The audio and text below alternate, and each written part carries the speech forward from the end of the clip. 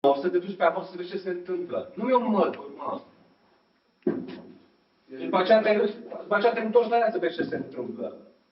Când te întorci aici, ai auzit acolo în spate replica aia. Ia, cine e ăsta care vorbește așa? Iată, doctor, care se duce acolo. Vezi acolo cum te... în final, după ce ies pacienții de aici, îți faci loc și tu puțin. Deci nu trebuie să te duci pe până acolo. Mi-am scris câteva gânduri, eu de obicei nu citesc, dar ca să mă încălzesc, o să încerc să urmez câteva paragrafe. Mă numesc Lucian Georgescu și sunt reprezentantul site-ului cinepub.ro. Vă mulțumesc că ați venit. Este să-i spunem, o seară de caritate, ca să zic așa. Și vă mulțumim pentru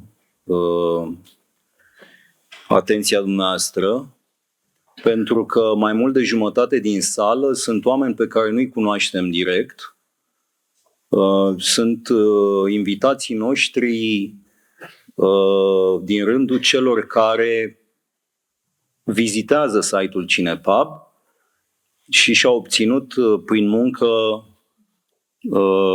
cinstită invitația în această seară, trimițând un mesaj pe Facebook. Cinepub a împlinit un an și spuneam că este o seară de caritate pentru că avem aici susținerea și atenția a unei platforme culturale care ne ajută. Este vorba de Scena Nouă, este un brand cultural, de marketing cultural, lansat de BRD Societe General. E de-abia la început.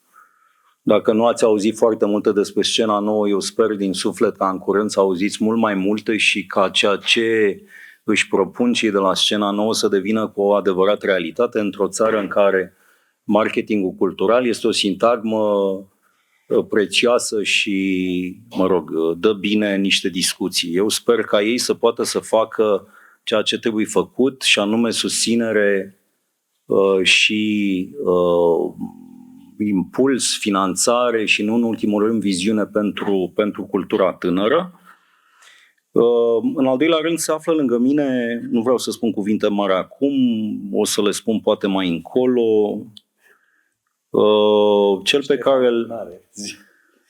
pe care îl consider, nu Ștefan cel Mare, pentru că Ștefan cel Mare e, din punctul meu de vedere, e de discutat. Îl consider una dintre cele mai mari personalități ale culturii românești în acest secol. Și o să spun de ce consider lucrul ăsta. Domnul cu mustață.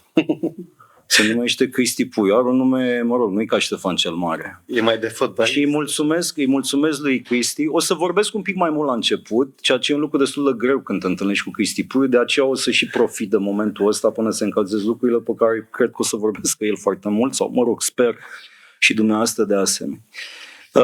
El face un efort pe care mulți nu îl pot face dacă ar fi în situația lui. Destul de greu să fie în situația lui, dar nu imposibil, în primul rând, și în al doilea rând, dacă ar fi precum Cristi Puiu. Și ăsta e un lucru absolut imposibil. Pentru că el e un personaj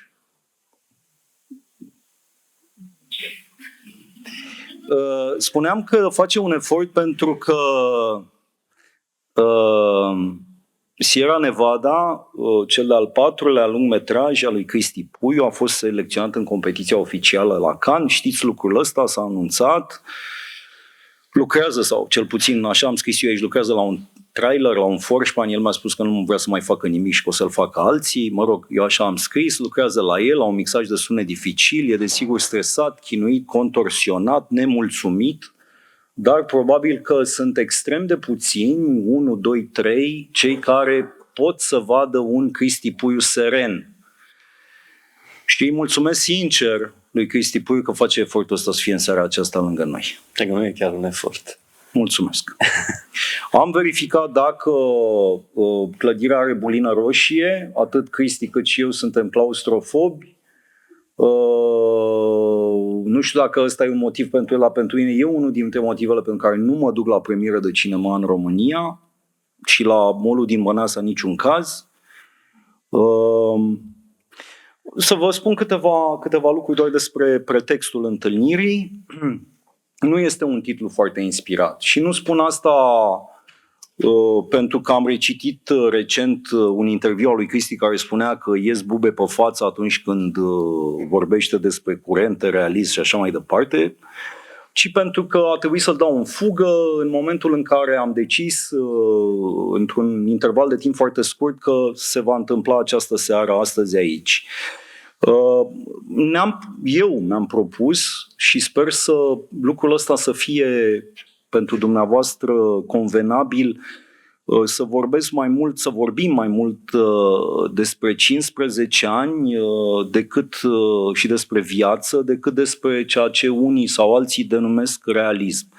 Poate vom vorbi și despre acest, nu știu cum să-i spunem, concept, însă într-un alt mod, dacă se poate, decât exegeza critică sau discursul propriu al autorului. Eu unul aș vrea să evit această marotă obsesivă a ultimului deceniu de critică de cinema, pilula pink a unei generații, ca să-l citez scos din context, e adevărat, pe Păstorel Teodoreanu, el făcea referire la Nicolae Iorga, eu nici de cum la o asemenea personalitate. Cristi Puiu a declarat în mai multe rânduri cu acea lipsă de economie în discurs care îl caracterizează, de ce, pentru cine face cinema. Ce am zis? De exemplu, ai zis că e o formă de căutare a adevărului, iar de aici s-a speculat foarte mult. Și o să-ți reamintesc ce ai zis. O să-ți reamintesc imediat. Asta e doar o introducere și revenim. Adică nu vreau să trec foarte repede peste asta, dar ce vreau să spun este că el a spus, și eu zic că a spus bine. Acum, dacă recunoaște că a spus sau nu, sau dacă se răzgândește, ceea ce e foarte posibil, e altceva. Dar s-a speculat foarte mult. Nu de ce, cum și pentru cine face cinema, aș vrea să aflăm astăzi de la el, ci câteva lucruri mărunte, dezlipite de obsesia capodoperii și a metadiscursului. E o seară altfel și pentru că mi-am propus ca discuția cu el din această seară să fie poate altfel decât ieșirile lui în public, ale lui sau ale mele, scuzați lipsa de modestie, mi-aș dori ca întâlnirea dintre un berbec și un taur, amândoi furioși în felul lor, să fie pașnică. S-ar putea ca lucrul ăsta să-i dezamăgească pe unii. S-a spus despre Puiu, citez, că e adversarial. Nu știu dacă e un termen corect sau e un barbarism online, îmi cer scuze pentru asta. Nu mi-l doresc pe Cristi Puiu adversarial. Dar sună mișto. Da. La medicament. Și îți place. O să încerc să fie într-o notă de pace, pentru că, scuzați, nu vreau să fiu bigot, începe săptămâna patimilor. Eu o să mă străduiesc și depinde cât de mult, pentru a-l cita pe un domn scenarist, William Goldman, scenaristul lui Butch Cassidy, Sundance Kid, care spune s-a stins furia. Nu știu dacă s-a stins furia a lui sau a mea, în niciun caz a amândorora deopotrivă nu cred că se întâmplă. V-am vorbit destul de mult și o să revin la această mică introducere. Aș vrea să vă spun că acest act de caritate pe care îl fac atât Cristi Puiu cât și Scena Nouă pentru Cinepub este mai mult decât necesar. Nu e o reverență doar față de Institutul Cervantes. Cinepub e un fel de proiect Don Quixotesc. Este un proiect pe care unul dintre coproducătorii lui Cristi Puiu, atunci când i-am vorbit despre asta, vorbesc de Michel Reiac, spunea că e un proiect absolut unic și aproape aberant în ceea ce își propune să facă. Adică un site de AVOD sau FreeVOD care nu copiază, merge oarecum înaintea unor încercări asemănătoare și în siajul unui curent care se cheamă open source în cultura contemporană, finanțată, e adevărat, în zona anglo-americană de guverne. Este una dintre puținele, dacă nu singura, modalități pe care eu am văzut-o ca fiind o salvare pentru criza e un cuvânt deja demonetizat, pentru dezastrul în care se află distribuția de cinema în România, iar atenția pe care dumneavoastră ne-o acordați pe site și filmele pe care le vedeți acolo înseamnă foarte mult pentru noi și vă mulțumim. Aș vrea, ca să mă întrerup aici, să vă pun doar, sper să nu-i plictisesc pe cei care l-au văzut deja, durează unul, cred că 2 minute și celălalt tot foarte puțin, să vă pun micul nostru filmuleț Cinepub, care este o scurtă prezentare a intenției noastre.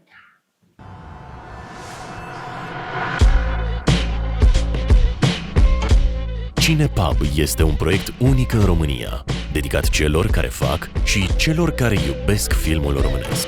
Această platformă facilitează accesul instant de oriunde, gratuit, la o colecție de creații românești în continuă dezvoltare. Cinepub este o arhivă vie, alcătuită din producții cinematografice independente românești, filme de autor și rarități românești.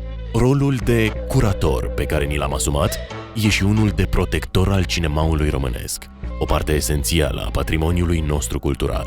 De aceea, am ales ca reprezentarea vizuală să aibă ca element central siluetele unor animale din fauna autohtonă. Statutul lor de specii protejate rezonează cu conceptul Cinepub și îi susțin simbolistica. În plus, spațiul în care acestea se regăsesc subliniază mesajul brandului Romanian Cinema Everywhere. Laurii fac legătura directă cu filmul. Ca simbol asociat festivalurilor de film, el este garantul calității filmelor de pe cinepub.ro și, nu în ultimul rând, reafirmă miza Cinepub, aceea de a încorona filmul românesc. Designul regăsit în expresiile grafice ale proiectului este minimalist, menit să livreze mesajul vizual, direct, memorabil. Prin cromatica analog se face legătura cu rădăcinile celei de-a 7-a arte, creând astfel un spațiu de expresie propice cinepubului.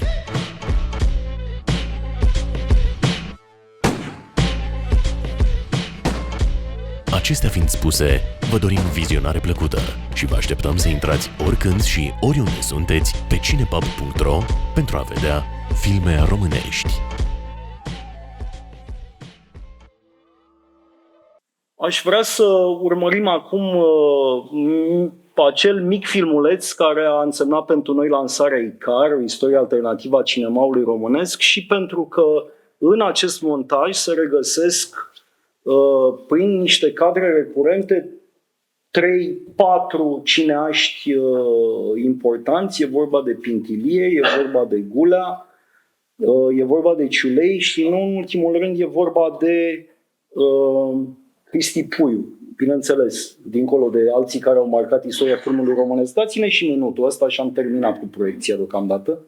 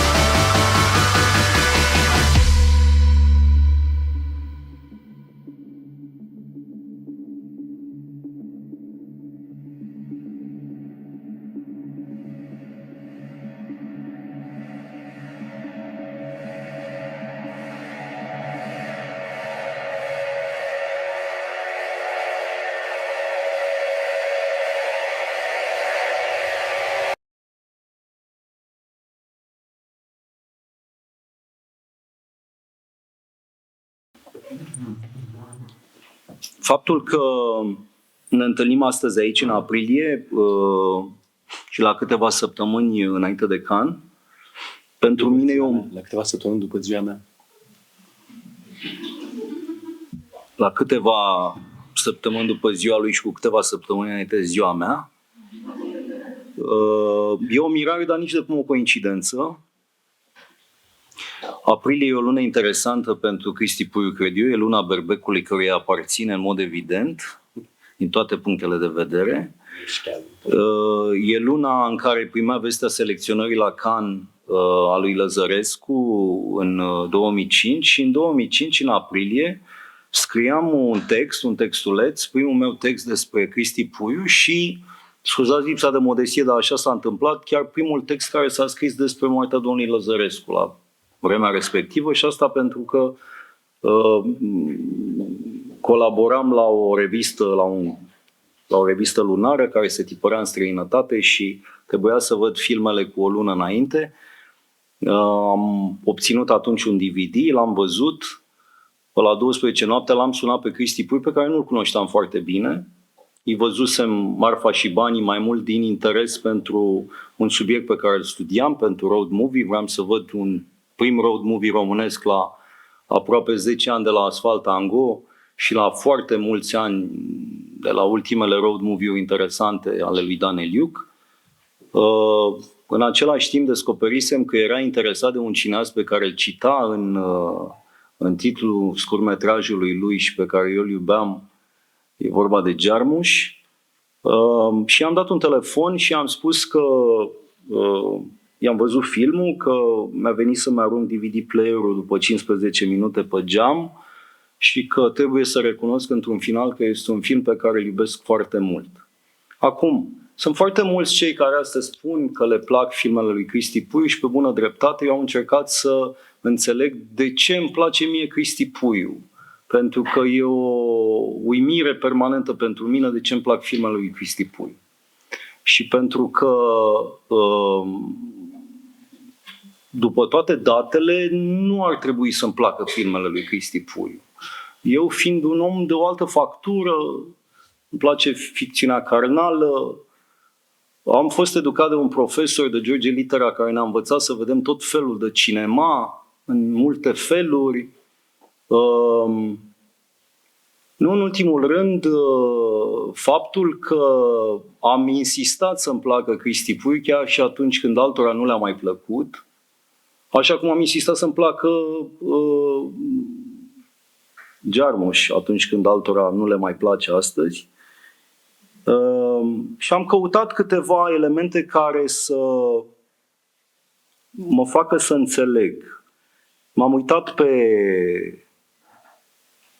unele interviuri ale lui Cristi și am descoperit câteva lucruri. Și acum am să fac un lucru pe care nu-l fac de obicei, pe care am să încep să-i pun niște întrebări lui Cristi și am să încerc să vă invit în acest dialog.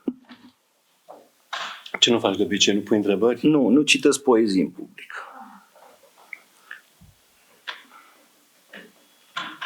Te rog, Beatrice, să ne întâlnim. Te rog și n-ar trebui să te rog mâine seară în Steaua Vega. Îmbrăcat cu o haină albă, simplă, ușoară, fără cravată, fără să-mi amintesc, versuri sau alte lucruri frumoase din naștere, simplu pe măsura hainei mele, voi coborî din tramvaiul 709 cu o flacără la butonieră, cu un pui de șopârlă în palmă, să mă poți recunoaște imediat. Te rog, Beatrice, te rog, la ce o românească vei vrea, mâine seară în Steaua Vega. Vega. Mă rog. Steaua Vega. Uite, vezi, trebuia să reciți tu. Și mai zic una și gata, am terminat, pentru că asta mi-amintește mie foarte mult de Cristi Puiu. Ei au lumea lor și lumea asta a lor îmi face greață. Și chiar cu o cutie goală de conserve în gură sunt gata să urlu și chiar cu o bombă în măduva șirei spinării sunt gata să urlu, că au lumea lor și că lumea asta lor îmi face greață. Undeva într-un interviu, Cristi Puiu vorbește despre niște filme care i-au plăcut, despre niște scriitori și menționează doi poeți.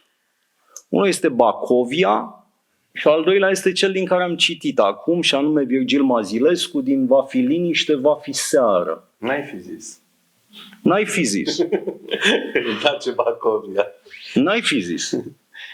Asta pe mine m-a fascinat. Iar eu am picat prima admitere la litere pentru că l-am avut pe Bacovia la examen și cred că am scris în textul de analiză cel puțin 20 de poezii din volumul Plumb. Băi, au fost convinși că am copiat. Eu chiar le știam pe din afară. Și n-ai zice că un om căruia îi place Bacovia ar trebui să-i placă Mazilescu sau Șatov ăsta din care am citit aici, sună foarte mult, a Henri Michaud. N-ai zice că un om care este condamnat să fie portdrapelul realismului românesc de către unii critici de film, vorbește despre Mazilescu, despre Kafka.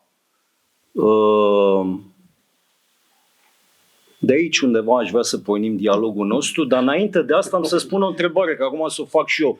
Cristi, tu ai luat Xanax vreodată? Da? Azi nu. Dar am luat, cum să nu? Puteam să-ți mai pun o întrebare, dar ți-o pun la urmă după aia. Da. Pentru că Viorel în Aurora, dacă mi-amintesc eu bine, e sub tratament, nu? Da.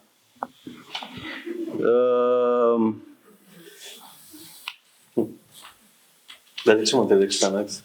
Te întreb de Xanax pentru că, pentru că dacă i-am zis 15 ani de realism, știi că sunt unii care pot să vorbească despre Xanax, dar fără să știe ce e asta. Iar dacă ai vrea să știi ce este cu adevărat Xanax, ar trebui să le iei și cu o doză de alcool, pentru că atunci devine...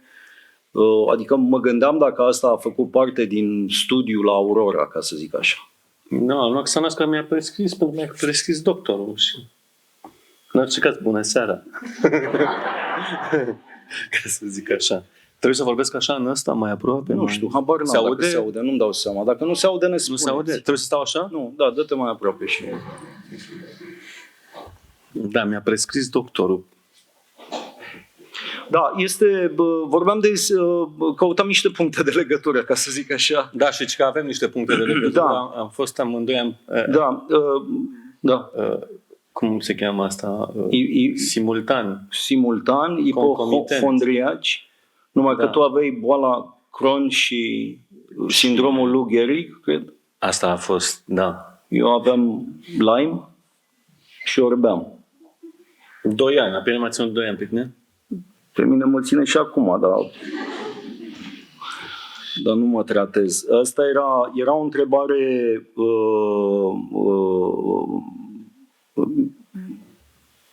care face sens, pentru că deși par amănunte lipsite de importanță, un lucru care mă interesează pe mine, dincolo de curiozitatea asta de ce insist să-mi placă filmele tale.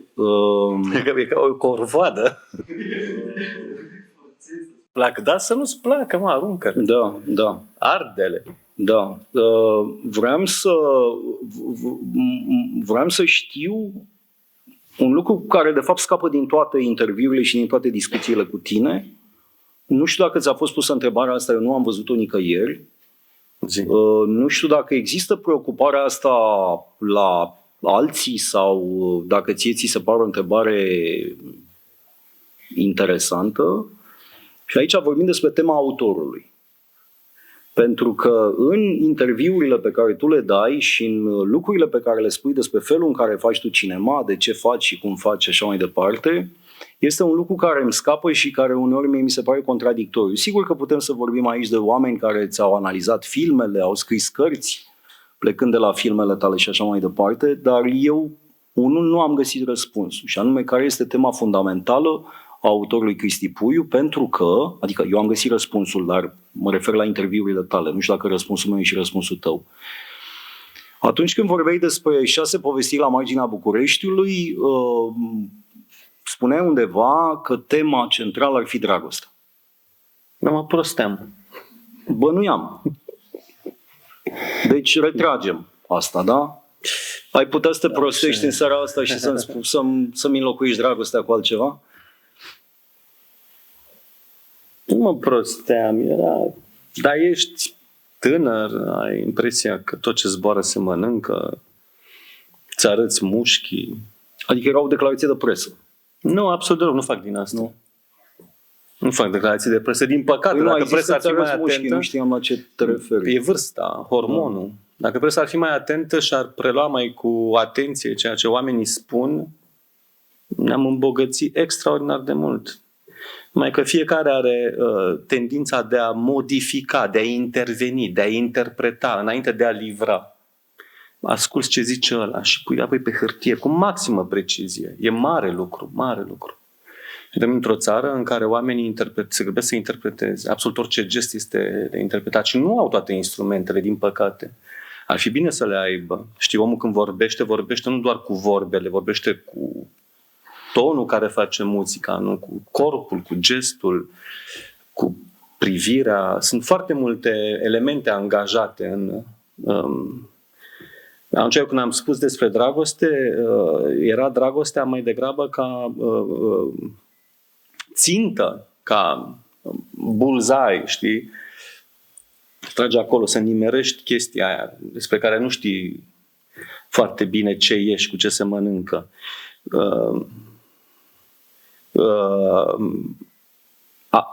Adică ăsta este triggerul sau să zicem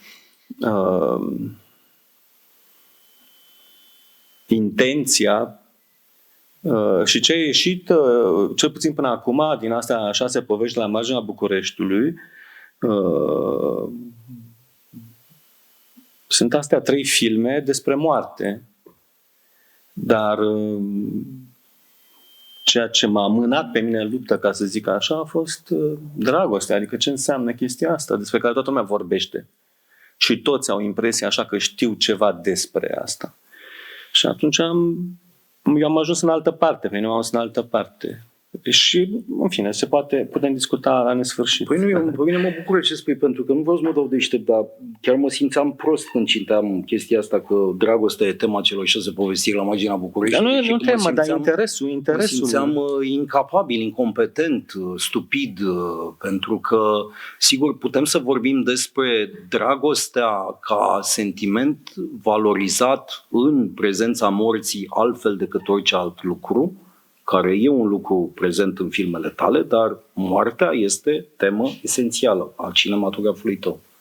Da, nu știu, habar. Și de aici eu nu știu chestia asta cu de... teme și subiect și cu asta. Am fost foarte prost la școală, am fost și exmatriculat și repetent. Nu știu, chestia asta mă încurcă, n-am înțeles niciodată ce înseamnă, ce e temă, ce e subiect. Multă vreme mi-am pus probleme foarte serioase în ceea ce mă privește. Am zis că sunt un dobitoc realmente și nu înțeleg chestiile astea. Eu nu ți-am vorbit ca la școală, ești un om. Lasă-mă să spun. Și de la o vârstă încolo, acum am 49 de ani, mulțumesc. Mai pot să mă păcălesc așa, nu mă interesează lucrurile. Am 48 încă. Da, tu mai ai puțin. Nu mai pot să mă păcălesc așa și să... Adică nici până acum nu m-am păcălit, dar mi-era așa, să zic, băi, lăsați-mă cu cuvintele astea, mă omorâți. Am ajuns să vorbesc așa mult, poate că e și o chestie care e legată de, habar n-am, datele de la STAR, datele genetice, în fine. Dar probabil că am fost investit așa cu un soi de... de către părinți, mi-au pus în brațe sarcini și investit cu un soi de autoritate și sunt 3 frați și probabil că din cauza asta am ajuns să vorbesc așa și să am și gesturi din astea autoritare, dar altfel nu prea vreau să mă amestec în chestiile astea. Și progresiv așa în chestiile astea care sunt legate de autoritate. Poziția de regizor este o poziție, este un exemplu de autoritate. Foarte autoritar. Nu sunt un tip autoritar, sunt un tip foarte încăpățânat. Nu sunt autoritar. Păi, Luminița Gheorghiu zicea că îți spune Hitler. Da, Luminița glumea și cu Luminița am o relație foarte specială. Dacă... Evident că e o relație specială și că te iubește și... Da, zicea și ea. Alint, adică dacă alinți pe cineva să zici Adolf. Vrei să spun ceva? Nu mi-a zis niciodată Hitler. Nu mi-a zis niciodată. După aceea, după interviul ăla, m-a sunat și mi-a zis, băi, Cristi, ce au scris ăștia mișto, așa la mișto. Ce să discutăm? Nu mi-a zis niciodată așa. Dar în fine, ești autoritar. Sunt perceput ca fiind autoritar. Și este firesc, știi? Pentru că ai un căpos, vrea să obțină ceva și îmi pare rău, da. Și așa mi se pare că n-am obținut și las de la mine foarte mult. Nu înțeleg ce problemă ar fi dacă ai fi cu adevărat autoritar sau... Nu, eu nu zic că e o problemă, eu zic că este un minus. Aș vrea să pot fi, când intru, nene, să se facă așa. Să se aplece, să mă salute, să mă nu știu ce, să zic că... Dar eu cred că se face. Hai mă, nu. Tu seama. Nu, adică aș obține mai ușor lucrurile. Dacă aș fi cu adevărat autor, nu am asta. Nu mă plâng, dar încerc să clarific. Sunt foarte încăpățânat, îmi propun ceva, la un moment dat cedez. Cedez mai târziu, mai greu decât ceilalți.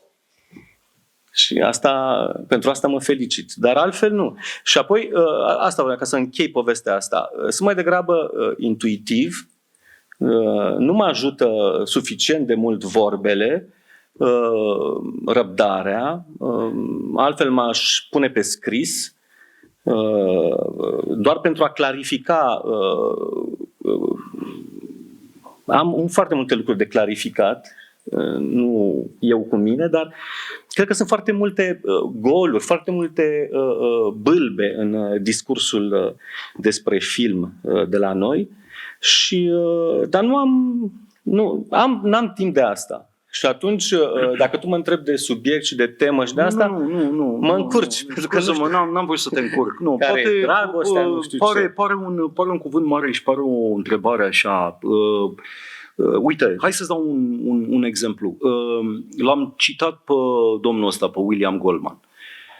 Goldman spune undeva că un critic de film a constatat că toți eroii din filmele lui sfârșesc mizerabil și că este un lucru de care el nu era conștient. Adică nu se trezea în fiecare dimineață gândindu-se astăzi am să creez un personaj remarcabil și până la lăsarea seriei am să-l împușc. Treptat, la un moment dat, Goldman și-a dat seama că personajele alea nu mai mor în final în ce scria el în anii 70-80. Și spune acolo, probabil pentru că furia mea s-a stins. Acum fac o paranteză și termin imediat, că nu vreau să sun academic. Goldman în anii 30, atunci când avea 12-14 ani, tatălui ia decizia să creeze un business, un mic antreprenoriat. Urmează criza, familia falimentează, tânărul Goldman sau adolescentul, puberul Goldman îl vede seară de seară pe tatăl care vine și devine alcoolic, urcă la etajul unde era dormitorul, până când într-o dimineață tatăl nu mai coboară, William se duce să vadă ce e cu tata și tatăl este spânzurat. Atât Goldman cât și fratele lui au ajuns doi importanți romancieri în New Yorkul anilor 50. Tema, ca să o pun, scuză-mă, e un substantiv în dicționarul românesc. Tema lui Goldman este personajul pozitiv care se sinucide permanent. Sau moare. Sau este împușcat. Dar când sună asta, este spânzurat, este împușcat? Sună comic. Sună românește. Nu e, ce, am greșit? Nu, ultimul. Dar ai înțeles ce am vrut să zic acum. Nu sună bine cum am zis, dar ai înțeles ce am vrut să spun. Sau n-ai înțeles? Am înțeles așa foarte vag. Da. Dar zi-mi care, adică shoot it. Păi nu, ce vreau Uite, să aici spun este... Ce vreau să spun este că ce ai zis tu la început, după ce ai început să-mi spui că tu ai fost corigent și că eu vorbesc foarte sofisticat, este că... Nu, asta e interpretarea ta. Da. Sau Eu vorbeam despre mine. Sau vorbesc prețios. Nici asta n-am zis. Este că nu dragostea este tema celor 6 povestiri. Nu, dar e motorul, adică este intenția, e dorința mea. Intenție Da. care se schimbă odată cu înaintarea în vârstă și cu Normal. căutarea ta. Mai vorbim peste 10 ani. Adică da, despre chestia asta. vorba aia, când suntem tineri iubim, când suntem bătrâni murim. Și asta se cheamă evoluție. Tu spui undeva, m-ai întrebat ce ai declarat. Uite să spun aici, să-ți citesc. M-ai prins. Nu te-am prins. Nu te-am prins. Mă preocupă să recompun cât mai exact, căci în totalitate nu pot, acest adevăr al realității. Și de asemenea spui acum... Mamă, că l-am copiat. Sau mă rog, cum a consemnat... al treilea semnal o să Spun, se pună scaunele pe mese și hai, defilarea băieți la garderobă. mai spuneai într-un interviu că faci filme pentru oameni care iubesc cinemaul și pe de altă parte tu însuți ți-l urăști. Eu pot să înțeleg asta, adică pot să înțeleg și declarația și să accept. Că ai luat Xanax. Dar nu vrei să nuanțăm chestia asta? Acum ține tot de evoluție? Nu, serios. Îți amintești asta? Că e un o chestie cuvânt foarte puternică. Nu știu că e puternică, dar e un cuvânt, e un singur cuvânt folosit pentru fel de produse audiovizuale. Deci cinema. Da. Faceți, distincția, că nu e același lucru. Nu se poate să fie totul cinema. Deci dacă ăla e cinema, ăla altul nu mai e cinema. Deci tu iubești cinemaul tău și urăști cinemaul lor. Sau versiunile alea de audiovizual Cum ar fi pe care alții îl numesc cinema. Cum ar fi să mă uit la filmele mele? Că sunt pe bune. Am luat Xanax, dar nu sunt nebun. Stai. Când zic cinemaul tău, nu mă uit la alea, nu zic de alea 4 filme, că acum nu te uita la 4 Sunt filme. depresiv, dar nu sunt nebun. Da. Nu, M-au rugat unii de la Sight and Sound să dau o listă, spre exemplu, la un moment dat, top 10-ul meu. da. Și am zis, da. Și m-am apucat să scriu și am ajuns la 100 și nu mă mai opream. Și am zis, băi, nu vă mai dau, gata. Le-am luat, le-am înlocuit, stai că ăsta îmi place mai mult. Am zis, ia că-mi bag picioarele, nu mai vreau, gata. Da. Și nu le-am dat nicio listă, e o prostie. Și asta este o chestie care este dată de educație și, parașutați aici în lumea asta în care competițiile sunt în mare vogă, toată lumea se pune pe făcut pronosticuri și pe astea, ăla e mai bun decât ăla. Băi, e o nebunie. În fine, nu cred că o să ne calmăm curând, cred că lucrurile o să ia razna mai degrabă și Ba nu. o să dea cu bomba cu aer comprimat și gata, o să facă pace în lume. Nu cred. Adică lucrurile astea se duc într-o direcție greșită. Cu totul greșită. Secolul 20 a început greșit și greșit s-a terminat și greșit o să se termine și ăsta. Și cu asta basta. Aici sunt de acord. Și asta vine din povestea asta cu competiția, cu premiile, cu distincțiile, cu podiumul, cu laurii, cu covorul roșu, cu aurul și așa mai departe. E foarte grav ce se întâmplă. Dacă vorbim despre cinema, atunci nu mai vorbim despre toate lucrurile astea. Dacă vorbim despre cinema, adică eu dacă vorbesc despre cinema, nu vorbesc despre autorii și despre cineaști, despre cum să le chem, despre filmele astea, care sunt...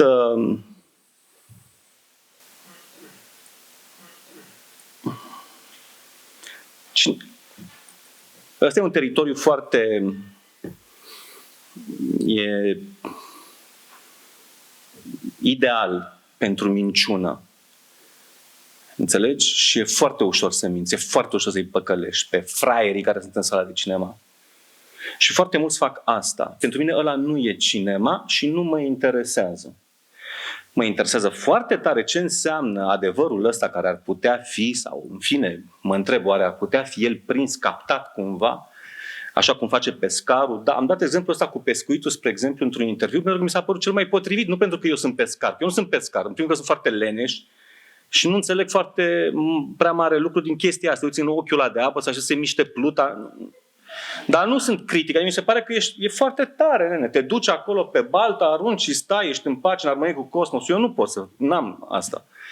Dar cam așa se întâmplă când fac filmul. Lucrurile cele mai importante pe care filmele mele le conțin, și sunt foarte puține, nu sunt foarte multe, sunt momentele alea care scapă de sub control și care se petrec. Este foarte brutal spus, aș spune, accidentul, întâmplarea, dar ele se întâmplă și nu sunt responsabili de asta nici actorii, nici regizorul, nimeni, nici scenariu, nimic. Se întâmplă, e așa un miracol. Ăla e adevărul. Și pentru alea fac filme. Punct. Între momentele astea e mult balast. Și aia e. Dar filmele alea care îmi vin și îmi povestesc ele mie așa și îmi spune mie autorul cum știe el din ce e făcută viața și planeta, mă scuze, dar n-am eu, știi, ca la Gopian în manualul întâmplărilor, n-am eu pușcă și iarbă, că știi, lasă-mă cu ăștia. Deci pentru mine asta nu e cinema. Îl citești pe Ștefan Agopian după Mazilescu, asta e chiar... Da, de ce după? Nu, asta s-a întâmplat în anii 80. Asta în anii 80, adică așa m-am format cumva, am și eu păcatele mele. Spuneai că nu ești autoritar, cred că au fost doar 2 regizori care au făcut gesturi aproape de extreme. Adică ce am făcut? Păi uite, tu te-ai dus peste Teodorescu, așa e legenda. Ai spart ușa, așa, eu așa văd. Da, și am zis faraoane... A venit, da, și ăla a semnat. Atenție că... Daneliu. N-am făcut, mă, ce m-am spart ușa? M-am dus acolo, asta era... Asta era de făcut. Înțelegi? Da, bravo. CNC-ul intrase sub pălăria Ministerului Culturii și singurul loc în care puteai să te duci tu cu jalba era la Ministrul Culturii. Și eu m-am dus cu contestația aia la Răzvan Teodorescu. Hai mă, dar nu am fost să sparg ușa. Relatarea importantă. Hai mă, cine a relatat? Mulți se duc la Ministrul Răzvan Teodorescu a zis asta? CNC-ului, dar legenda, fabula este că puiul a venit, în ziua a obținut semnătura și noaptea a filmat. Aoleu. Pe bune. Du-te de... Serios. Hai mă. Păi ce, ai mai auzit asta despre cineva? Așa cum? Păi n-am auzit nici despre mine chestia asta. Cum adică am luat semnătura și noaptea filmam? Pe bune, ce e asta? Nu cred. Adică... N-a fost așa, am înțeles. N-a fost așa, am înțeles. Nu, dacă zici tu că n-a fost așa. Agent provocateur. Asta așa ca să-mi strunjesc franceza. Hai să spun ultima întrebare, vreau să spun la urmă, dar fii atent. Asta e ca să te enervează faptul că dincolo de moarte filmele tale vor vorbi și că tu nu vei putea da replica celor care vor comenta filmele tale? Mamă, băi, uite, asta nu mă lasă să dorm. Uite, de asta... Pe bune, adică, nu, acum vorbim despre... Mă, tu crezi că pe mine mă interesează ce zice lumea despre filmele mele? Acum sunt în viață aici, încă. Tu crezi că mă interesează? M-a interesat când am debutat. Eu cred că te interesează, Cristi, dacă... Eu cred că te interesează. Bine, mă interesează. Hai să spun, chestia cea mai mișto pe care am citit-o. Ok, chestia cea mai mișto pe care am citit-o, îți o spun public. Mă înregistrez aici cu camerele astea, rămâne pe YouTube. Cea mai mișto reacție pe care am întâlnit-o eu la Lăzărescu a fost reacția unui tip. Pentru că, eram la început Lăzărescu, nu știu ce, Cannes, chestii, premiuri. Dintr-o dată mi-am zis să vezi tu, să te ții că fac film an după an sau odată la 2 ani ca Woody Allen, ca Nicolaescu. Nu s-a întâmplat asta, dar am zis că ăla o să deschidă porțile raiului și o să fiu... Știi că pe mine mă așteptau așa ca pe un măr copt. Și mă uitam pe chestia, ce mai zice ăla? M-am otrăvit în intervalul ăsta, un an de zile m-am otrăvit, eram... Câte orori s-au putut scrie despre mine. Da, o chestie mișto pe care am găsit-o a fost pe un... Nu știu dacă mai există comentariul ăsta pe Amazon, America sau Anglia, nu mai știu, la Lăzărescu. Și era unul, a scris 2 rânduri, foarte supărat. Cel mai prost film din lume, să nu cumpărați filmul ăsta. Ba nu, cumpărați-l măcar o copie și dați-i foc o copie mai puțin din mizeria asta. Este cu atât mai bine. Mi s-a părut foarte tare, mi s-a părut, pentru că omul ăla n-a mințit, ăla a suferit. Ăla și-a zis-o, și-a zis și și-a spus părerea. Și mi s-a părut foarte ok. Apoi putem specula. S-ar putea ca mai târziu să-i placă sau să nu-i placă deloc și să nu-i placă niciodată. Asta e o altă discuție, dar mi s-a părut... Știi, totul este așa... călduț așa, care mai de care. Se minte și mai ales în breasla asta, se minte așa... Am auzit despre mine, a zis cineva, nu dăm nume, că așa e civilizat, că am încălcat legea nescrisă a cinemaului, că vorbesc despre filmele colegilor mei. Bă, cum e asta? Care e legea nescrisă a cinemaului? Cum e asta? Nu, haide să alimentăm lumea, ipocrizia. Bravo, am văzut filmul, interesant, nu știu ce. Ajungi acasă, te faci albie de porci, cu prietenii pe Facebook, comentarii la articole, anonime, chestii. Spune, bre, ți-a plăcut, nu ți-a plăcut, dacă da, de ce, dacă nu, de ce. Asta este un lucru pe care îl pierdem. Eu acum vorbesc așa puțin mai... că am luat viteză, am băut niște aqua carpatica. Ai zis că nu vrei altceva. Am întrebat. Dar nu spun o noutate, tu știi foarte bine, este foarte multă ipocrizie și din păcate este foarte greu să imaginezi orice soi de dialog în atâta ipocrizie. Să spună ăla de ce, ăla de ce. Există o tendință, știi, oamenii vor să aibă în permanență ultimul cuvânt. Acest ultim cuvânt nu există decât în ficțiunea tulbure a unor smintiți. Nu există. Vine criticul cu tare și zice filmul e așa, la care tu n-ai voie să răspunzi. Știi, tu ai făcut filmul? Bă, da, eu cred că e așa. Bă, da, de aici oamenii pleacă vexați și iritați, dar de ce? Da?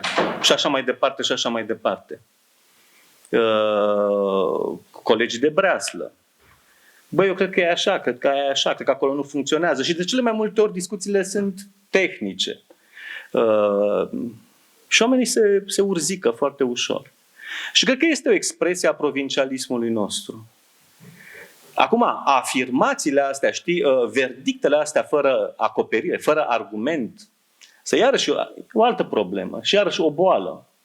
Apoi, să crezi că din poziția de spectator înțelegi un film, este multă aroganță în asta. Se poate să da, dar poziția de spectator nu este suficientă. Faptul că tu te uiți la film, asta nu înseamnă că înțelegi. Faptul că tu intri și mănânci într-un restaurant de 3 stele Michelin, asta nu înseamnă că înțelegi ce mănânci acolo sau într-o cantină oarecare de armată. Nu e sigur. Adică e nevoie de puțină educație. Spre exemplu, oamenii nu s-ar grăbi așa să-și dea cu presupusul în ceea ce privește, habar n-am eu ce interpretarea nu știu cărei simfonii de Mahler, să zicem. Pentru că sunt foarte puțini oameni educați. Nu? Muzică, vreau să spun. E un domeniu foarte serios. În primul rând, e vorba de ani, de studiu, în fine. Cu filmul e mai ușor. Așa pare. Și atunci ne spunem și noi ce credem despre una sau despre alta.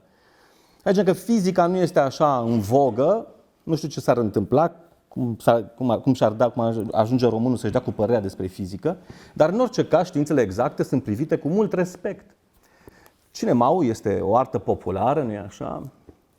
Și noi, pentru că plătim bilet, putem să spunem și ce credem despre ce vedem. Și da, așa e. Și fiecare e liber să spune ce crede. Dar să crezi că știi ce spui, că stăpânești domeniul, asta este o altă discuție. Tu poți să spui, băi, mi-a plăcut, nu mi-a plăcut și e ok. Că ai înțeles ce ai înțeles, e cât se poate de ok. Dar s-ar putea să descoperi mai multe dacă te apropii de domeniu. Dar nu te apropii. Pentru că dacă deschizi cumva ușița, vezi că este foarte multă materie de înmagazinat. Ca să ajungi să înțelegi de ce funcționează secvența aia așa și ce înseamnă ea. Ca absolut orice domeniu. Așa de departe, știi, popularizare, nu știu ce, da. Unde crezi că ești pe drumul ăsta? Cum ai, nu sunt pe drum, sunt într-un fotoliu aici. Că ai deschis portița, e mult de înmagazinat, unde Da. ești tu acum? Cum adică? Ai înțeles ce am întrebat, Cristi? Nu, n-am înțeles, sincer, n-am înțeles. Vorbeai acum despre acei care vorbesc despre ce? Nu, eu vorbesc despre măsură, mă. Zic, băi, ok, toată lumea este liberă să spună ce gândește despre una sau despre alta. Dar să fii treaz, știi, să fii conștient de faptul că s-ar putea să fie nevoie de mai multă informație pentru a putea înțelege ce se întâmplă în filmul cu tare, în... Am înțeles ce ai vrut să spui și Da. ți-am pus o altă întrebare, am sărit în altă parte acum, nu că nu... Apoi ai sărit foarte, foarte, foarte mult. Nu, stai un pic. Ți-ai făcut punctul, ca să zic așa. Și acum vin și Acum ridică-te și du-te acasă. Zi frumos să rămână pentru masă și raus. Zi. Crezi că știi mai mult sau că știi mai puțin acum? Eu? Da. De cinema zici? Da. Știu, enorm. Nu, normal că... Adică, da, Nu știi. Cum să știi? Cum să știi? Asta, actorii fac așa, sunt foarte buni la chestia asta, știi? Nu toți, bineînțeles. Asta așa ca să mă protejez, să nu mă înjure chiar toată lumea. E Dan Nuțu aici, că l-am văzut. Nu, Dan nu face așa, dar nu e... Mi s-a părut impresionant că l-am văzut pe Dan pe ecran și că a venit. Mulțumim mult, Dan, că ai venit. Asta mă, da. Chiar mi s-a părut... Uite cum te-a dat în vileag. Nu, că n-a fost recunoscut. Eram deghizat și eu. Așa, zi.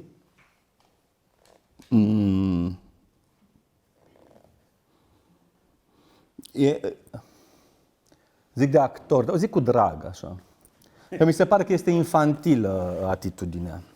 Știi, să crezi că dacă ai obținut într-o dublă un lucru, ai obținut pentru că tu ai construit și ai fost tu acolo și tu ai pus tot ce e acolo, mai facem una și nu-ți iese. Și nu-ți iese. Știi când îți iese? S-a întâmplat asta de câteva ori, vorbesc din experiență. Nu știi de ce ți iese atunci când îți iese. Și atunci tu mă întrebi dacă știu mai multe. Nu, știi foarte puține. Și eu știu foarte puține. Și mai e ceva. Dar eu știu între cei foarte puțini care recunosc că știu foarte puțin. Du-te, bă, nu cred. Nu cred asta. Nu cred. Cred că toți recunosc. Nu cred că există ceva. Eu nu m-am întâlnit cu așa ceva. Eu știu, bre, toate. Știu tot. Cine maul mănânc pe pâine. Nu cred că există așa ceva. Sau poate că există. Tu te miști mai mult. Nu, eu n-am întâlnit așa ceva. Poate la festivalul, știi, de conferință de presă, toți își arată mușchii, mamă ce tare sunt, fii atent cum am făcut-o pe asta și pe aia și de aici și nu știu ce. Că e de vârstă, e o chestie de vârstă. Hormonul este foarte așa nervos și atunci trebuie să arăți că spargi mămăliga cu pumnul. Dar nu cred asta, nu cred. Cu cât nu. Și nici n-aș putea repeta niște lucruri, adică... Dar bine, asta este aici o discuție tehnică mai mult. Nu e o discuție tehnică, pentru că nu e vorba doar de spectatorii care, pentru că cinemaul e o artă populară, cred că își pot da cu părerea, este vorba și despre cineaștii care... De toată lumea, eu nu vorbesc despre omul... Nu, vorbesc de toată lumea. Trebuie să știi despre ce vorbești. Oamenii care știu despre ce vorbesc, nu vorbesc, înțelegi? Cât te îndoiești mai mult... Oamenii care vorbesc, de regulă, nu prea știu. Cu cât te îndoiești mai mult... Nu vreau să dau exemple din cartier acum. Știi, adică... Poate că ai dreptate, că nu sunt foarte mulți. Băi, când ești cu adevărat stăpân pe un domeniu, îndoielile sunt cât casa poporului pe tine. Nu poți să te miști, e foarte greu să iei o decizie. De multe ori auzi pe platou actorii, bă, regizorul ăsta nu știe ce vrea. Și nu e că nu știi ce vrei, dar trebuie să iei o decizie. Și ai 15 semnalizatoare, poți să faci asta așa, se ducă așa, dacă faci așa, se face așa, dacă ai așa, e așa. Și o iei de multe ori prin eliminare. Dacă să faci drumul ăsta, e nevoie de timp. Iar impresia pe care o lași celorlalți este că te bâlbâi, că bâșbâi, că nu înțelegi, că nu știi unde vrei să ajungi și așa mai departe. Mai ales dacă ești interesat de ceea ce sunt eu interesat. Dacă ești interesat de punerea în imagine a unei povești pe care tu o ai acolo tipărită și știu, îți faci un shooting board cu toate desenele și desenuțele și nu știu ce și urmărești așa la literă, atunci nu mai este așa de problematic. Dacă mai ești deasupra ta un supervisor, ca un producător la Hollywood, știi? Și zice, nu, aia filmez, aia filmez, aia filmez. Dacă nu intervii pe dialoguri, pentru că trebuie să-l chem pe scenarist, pentru că așa scrie, așa e semnat contractul, atunci, dintr-o dată, problemele astea dispar, pentru că sunt alții care decid pentru tine. Dacă însă tu ești singurul care decide, ce înlocuiești, ce replică schimbi, nu sună bine. Dar de ce nu sună bine? Și de multe ori descoperi că nu sună bine pentru că e un răspuns, n-ai nevoie de un răspuns. Un actor zice da când trebuie să tacă. Dar nu pentru că el vrea să zică da, ci pentru că așa e în text, pentru că tu ai fost... Pentru că în momentul în care scriai erai într-un alt sistem de coordonate. Și devine foarte explicit și atunci trebuie să elimini din astea, din cuvinte, din vorbe. Dar e foarte greu să decizia ce anume elimini. Asta se întâmplă și la montaj. Când ajungi cu filmul la montaj, de exemplu, se întâmplă să ai actori care răspund, sunt cu spatele la aparat. Și zici, thank you. Și le scoți replicile. Că nu se vede. Și într-o dată filmul se îmbogățește, pentru că acolo ai o sincopă și spectatorul pune el cuvintele pe situație. Adică pauza aia, lipsa de răspuns, dintr-o dată îl angajează în mod diferit pe spectator. Dacă ai avea înțelepciunea asta în momentul în care scrii scenariu, ai câștigat timp. Dar măcar să o ai la filmare și să nu... De asta este un film greșit Lăzărescu. Mă scuzați, nu fac balet aici, dar sunt prea multe vorbe. Foarte explicit. Vorbesc că ea m-a căpiat. Da, serios. Am văzut filmul ăsta, am vorbit cu... În fine, e foarte proaspăt, discuția e proaspătă, am vorbit cu niște prieteni acum, dar am vorbit în engleză, erau turci, am vorbit în engleză, deci ne-am înțeles foarte bine. Și am povestit chestia asta care mi s-a întâmplat. Am fost la Chișinău, într-un an am fost invitat acolo, nu știu ce era, un festival sau nu știu ce era, și m-au invitat cu astea 3 filme pe care le făcusem. Marfa și Banii, Lăzărescu și Aurora. Și m-au chemat să dau un interviu la televiziune. Și când, nu știu ce, la ora cutare, perfect că este Lăzărescu, am 2 ore jumate la dispoziție, vin, am timp. Au venit, m-au luat, m-au dus, numai că a fost așa o apariție la știri, adică 5 minute, ea spune bre, ok, mulțumim, hai, raus. Am plecat, am ajuns la cinema, frig afară, ce fac, intru în sală, ăia erau în sală, prieteni, oameni pe care cunoșteam acolo. Și am intrat și eu în sală, am prins o oră de film sau o oră și ceva. Și mi s-a făcut așa rușine, mă bucuram așa pe undeva că lumea participă.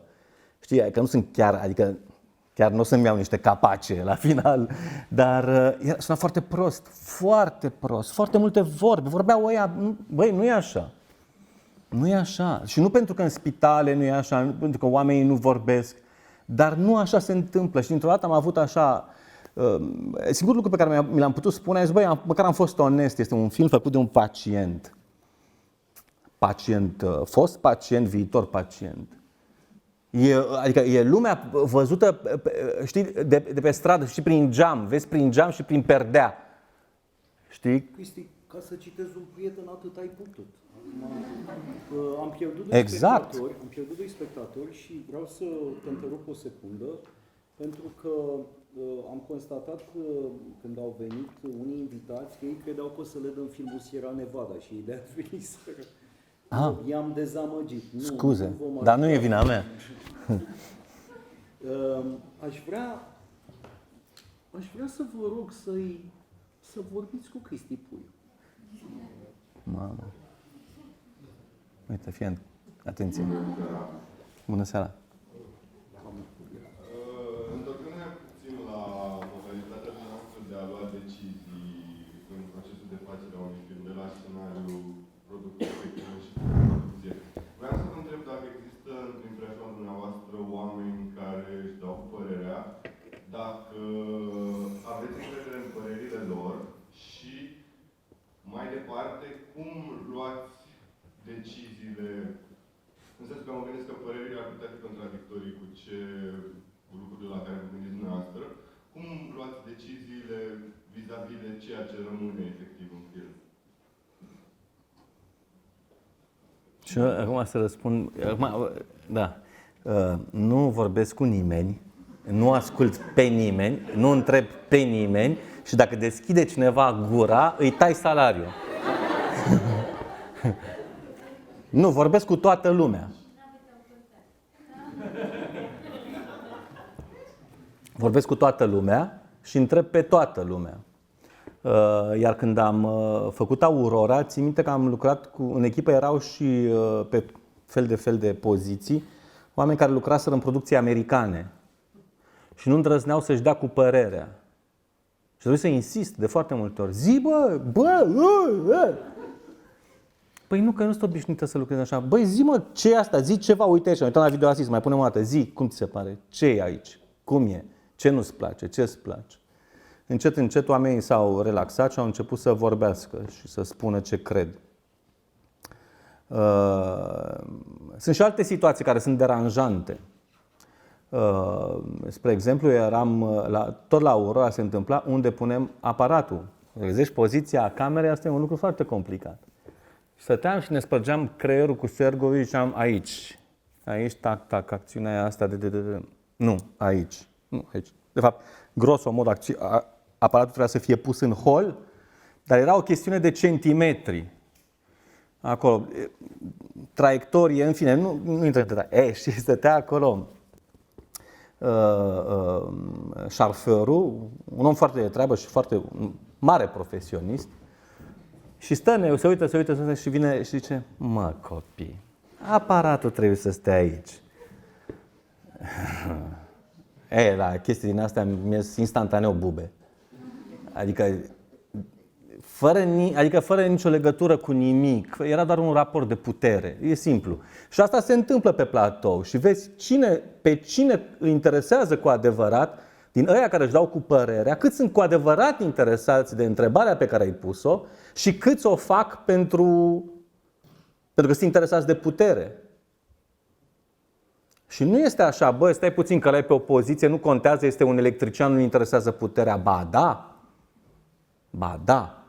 Și se întâmplă încă un fenomen. În momentul în care un film iese pe piață și este reușit, în fine, bine primit, deci ce înseamnă reușit? Deci primește Oscarul. Deci, care e cel mai sus? Oscarul, nene. Și Nobelul pentru literatură. Atunci o să întâlnești pe oameni, dintre oamenii care au lucrat la film, care mai de care o să zică: păi, dar eu am făcut aia. Dacă nu este așa primit, băi, bău ăla de regizor. Așa se întâmplă. Și asta s-a întâmplat, este o poveste pe care am găsit-o la un moment dat într-o carte, nu mai știu ce carte, dar în fine, o poveste, o anecdotă care circulă în legătură cu generalul sau mareșalul Foch, în fine, care era însărcinat cu apărarea Parisului în timpul primului război mondial și despre care, a apărat Parisul cu brio, dar au început să circule fel de fel de zvonuri și bârfe că dacă el de fapt este un incapabil, un militar nu tocmai bun, de fapt, generalii din subordinea lui au făcut posibil apărarea Parisului și reușita. El nu. Și atunci el a răspuns așa.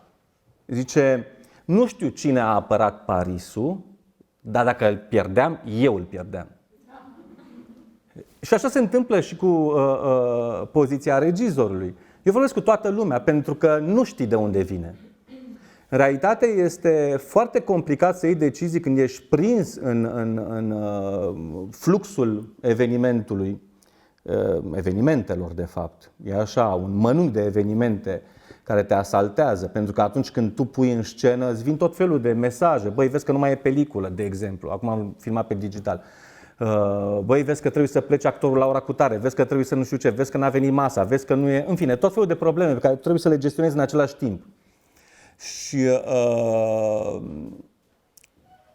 se întâmplă, atunci când ești prins în chestia asta, se întâmplă să nu vezi. E sub ochii tăi și nu o vezi, că e cât China și nu o vezi cât de greșită e secvența. Și atunci se întâmplă ca cineva care e lângă tine să vadă, să zică: bă, nu ți se pare puțin? Thank you. Că tu tragi, dar nu mai poți ieși din chestia asta pentru că e un soi de echilibristică. Tu ca regizor trebuie să fii in și out în același timp. Adică trebuie să te implici, să te angajezi, obligatoriu, dar în același timp trebuie să te retragi în permanență pentru a te uita la ce ai făcut și trebuie să-ți păstrezi mintea limpede. E foarte greu. Nu e greu pentru mine, e greu pentru absolut oricine. Te întorci a doua zi la final și mai ales când împingi filmările, zici: băi, secvența asta trebuie să o filmăm azi, e musai, simt că mi iese. Pierde de vreme, a doua zi dimineață te întorci și o mai filmezi odată. E oboseală, sunt foarte multe lucruri angajate, dar tu ai impresia că ești încă lucid și poți să-ți dai seama că simți că e ceva și cu adevărat e ceva. Spre exemplu, se poate întâmpla ca într-o secvență în care sunt prinși mai mulți actori, pentru că ritmurile oamenilor sunt diferite, ei performează diferit și îți livrează diferit, nu toți odată. Și când se întâmplă că sunt toți odată, pocnește un bec, să zicem, sau din asta. Adică se întâmplă, nu e banc. Când se întâmplă să fie toate bune, zici, trasă, trecem la secvența următoare. Dacă nu e trasă, dacă nu sunt toți la înălțime și la un moment dat unul care are un ritm ceva mai lent se trezește și înflorește acolo în secvență, atunci chiar ai impresia că o să obții secvența. Și atunci forțezi și mergi încă o dată, încă una, încă o dublă și nu. A doua zi dimineață, bine, pleci acasă deprimat, palincă, mă rog, ce ai pe acolo? Alcool tare, îți tragi în cap, spui muzică populară, Liviu Vasilică. Apropo, bei după filmare? Când vin acasă, la fiecare film, da. La toate pe care le-am făcut, da. La Marfa și Bai, nu cred că am. Faci praf? Nu știu, te întreb. Mă faci și să moare ce mai interes și bat familia, vecinii, știi cum sunt. Latru de la balcon.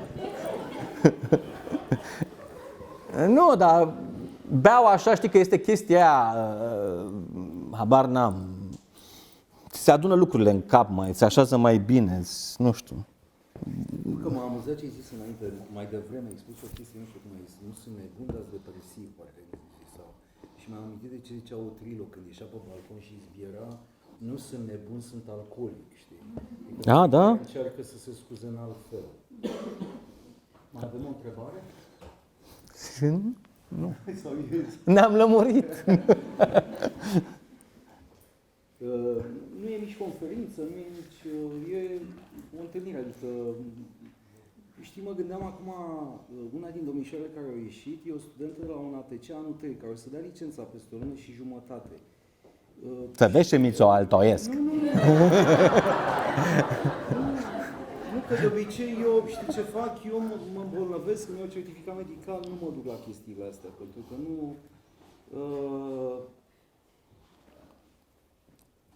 mi se pare atât de interesant ce spui. Mi se pare foarte interesant ce spui, Cristi, taci. Și iarba sclipea ca un colț de mistreț. Vă spuneam, cum de ce îmi place Cristi, este veritabil. Autentic, ma de inchina. Și nu mai întâlnești băieți care... Băieți ăștia. Cum dracu să ieși din sală? Adică nu înțeleg, da mă rog. Nu mai vrei? Nu, eu zic, dă-le de aici, paf, stânga sparge, dreapta omoară, știi cum e. Am făcut prima ta cam în același timp, pe la... Nu, n-am făcut în același timp. Ai făcut la Diribau, unde? Am făcut la Diribau, poftă bună, Diribau, hau. Păi cum, în ce an ai făcut? 86, 87? Cum ai făcut? Am prins Revoluția, am repetat, am făcut 7 ani de liceu. Stai că tu ai fost repetent, am uitat. Dublu repetent. La ce ai fost? La matematică? Că și eu am fost corigent. Nu mai știu, aveam 7 medii încheiate și 3 corigențe, nu mai știu. Dar ți-ai luat bacul? Dar la Seral. Păi știi că ăștia făceau în generația La Seral. noastră, făceau mișto de Munteanu pentru că ăsta este ametistul meu pe care îl port, e încărcat. Dacă vă întrebați cumva. Nu, că era necesară seara asta. De Munteanu, ăștia au, Radu Munteanu, pentru că Radu Munteanu s-a înscris la facultate când nu avea încă 18 ani și lumea se întreba dacă a terminat legal facultatea de cine. Caenescu a fost. Bun, haideți să-i mai punem o întrebare lui Cristi, vă rog frumos să mă întrebați. Păi m-a întrebat asta Dacă cu armata. Eu întrebări, că eu mai am. Asta cu armata. Cum vă alege, ne întoarcem la subiecte și teme, cum vă alege subiectele?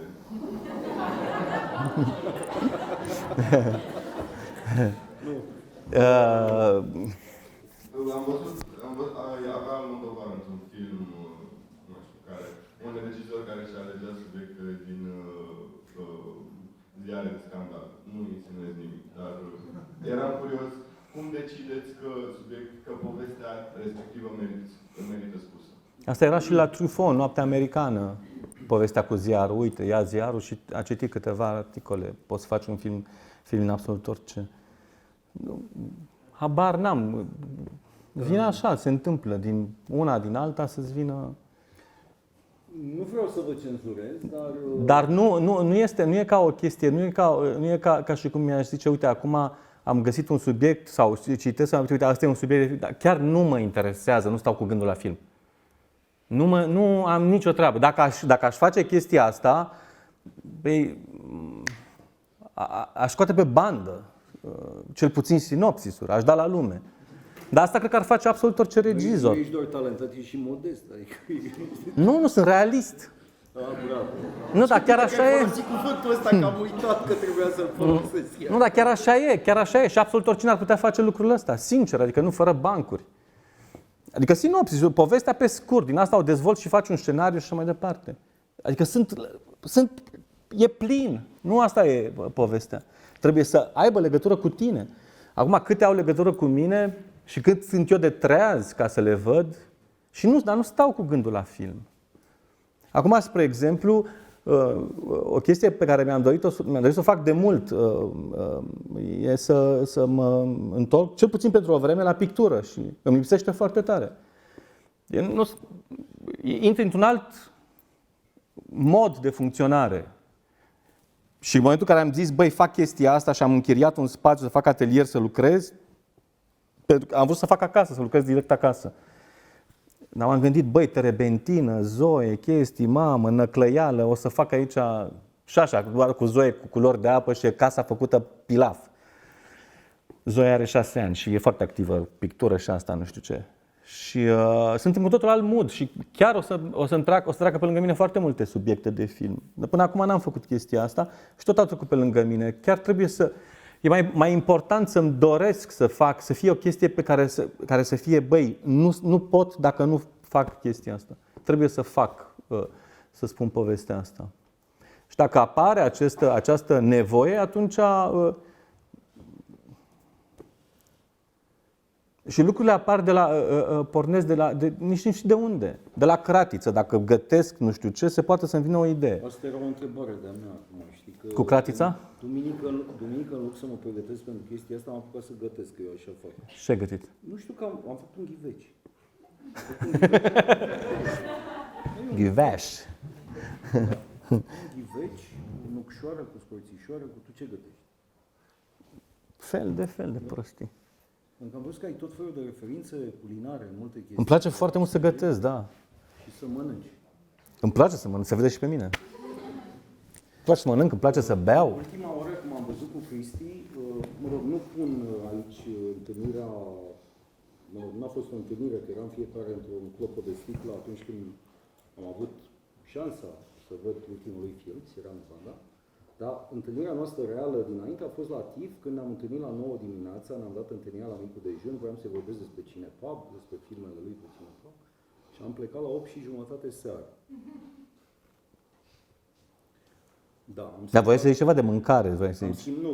Da, și venea ăla și ne aducea fel de chestii în alea aproximative. Pahare se cheamă, da, a fost și beefsteak. Da, niște chestii în astea. Da. Dacă mai sunt, adică nu dacă, sunt convins că mai sunt întrebări. Poftim? Da, Asta cu gătitul trebuie să o încercați. Cine n-a încercat, trebuie să încercați asta cu gătitul. Este mare lucru. Păi nu, dar zic că eu ți-am răspuns, am făcut ghiveci, că e săptămână de post. Tu ce ai făcut? N-am mai gătit de ceva vreme, nu. Dar ce, gătești sofisticat, ca în Elveția? Păi, elvețienii chiar nu au bucătării sofisticate, chiar... Nu. Nu, eu n-am zis că găteai în Elveția, poate ai fost la niște am gătit, ai nu. tot felul de chestii de astea. Am citit aia cu homarul și cu... Nu, asta a venit târziu, Da? Da, asta a venit târziu și un motiv pentru care trebuie să-i mulțumesc lui Bobby Păunescu. Adică n-a și descoperit lumea asta a bucătăriilor scumpe. După Lăzărescu, știu că ne-a invitat el de vreo câteva ori la niște din astea, impresionant. 3 stele Michelin, 2 stele Michelin, 26 de puncte Gomio. Și am început să mai învăț și eu câte ceva despre chestia asta. Cum te integrai tu acolo? Adică cum era? Bă, erau unele, de exemplu, când am fost la Moulin de Mougins, la Cannes. Nu, acolo, la Moulin de Mougins, a fost complicat că aveai consomeuri și asta în pahare Berzelius, în eprubete și era complicat puțin. Dar, în fine, e suficient să faci așa un tur de orizont, mesele celelalte nu stau mai bine. Adică și ceilalți clienți au probleme de... Dar foarte bun altfel, da. Și am descoperit așa niște restaurante, nu m-am mai întors în ele. Scumpe. Unul nu e chiar așa de scump. La Locarno, de exemplu, este un restaurant se cheamă Da Valentino și că e foarte greu și cred că e destul de greu să faci bucătărie rafinată, așa, din bucătăria italiană. Dar ăsta era un restaurant italienesc cu 18 puncte goimio și...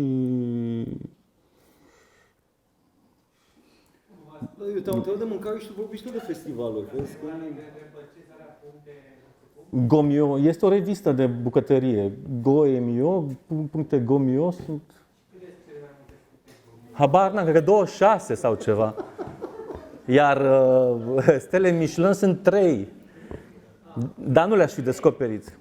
Da, 3 stele Michelin e mare brânză. Dar altfel este un spectacol, da, povestea asta cu bucătăria. Bucătăria scumpă.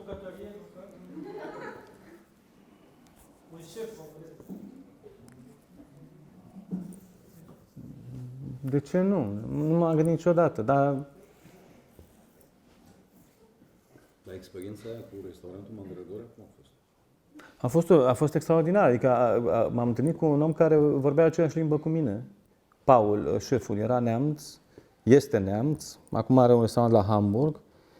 El trebuia să ducă să presteze într-un restaurant al unui hotel de 759 de stele în Dubai și a ales să vină în România să fie el propriul lui șef, să nu mai stea în... Și era foarte talentat și foarte obsedat și de calitate. Lumea zicea că restaurantul era scump. Era scump, dar era scump pentru că ăla se trezea dimineața, deschidea numai seara și nu folosea nimic din toate astea, magii, știu eu, Galina Blanca și Knorr, gustos și hrănitor și din astea nu folosea. Delicat și altele. Totul era făcut, mergea în piață, cumpăra, totul era foarte proaspăt, foarte, foarte proaspăt. Și un om cât se poate de liber, așa, Când am venit prima dată la noi, știu că era ceva, nu mai știu ce, sâmbăta morților, nu știu, aveam colivă în casă și a plăcut foarte mult coliva și a zis să punem asta pe meniu la desert, că e extraordinar de bună. E puiul, das ist fresh, das ist... A zis, fac înghețată din colivă, a vrut. Da. Se poate.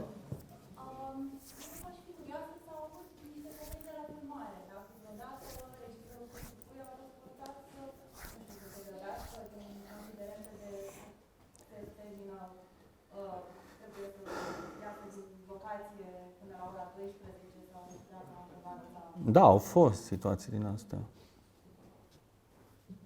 Dar trebuie să mă concentrez. Nu știu dacă neapărat cu ieșitul din locație sau... Dar de grăbit, da. Că vine ploaia, că... Și în momentele la ce suferă? Unde se taie? Cel mai nasol a fost la Marfa și Banii. Asta a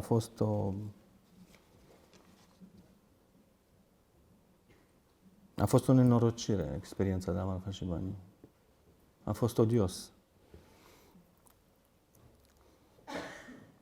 Am fost odios acum. Adică a fost...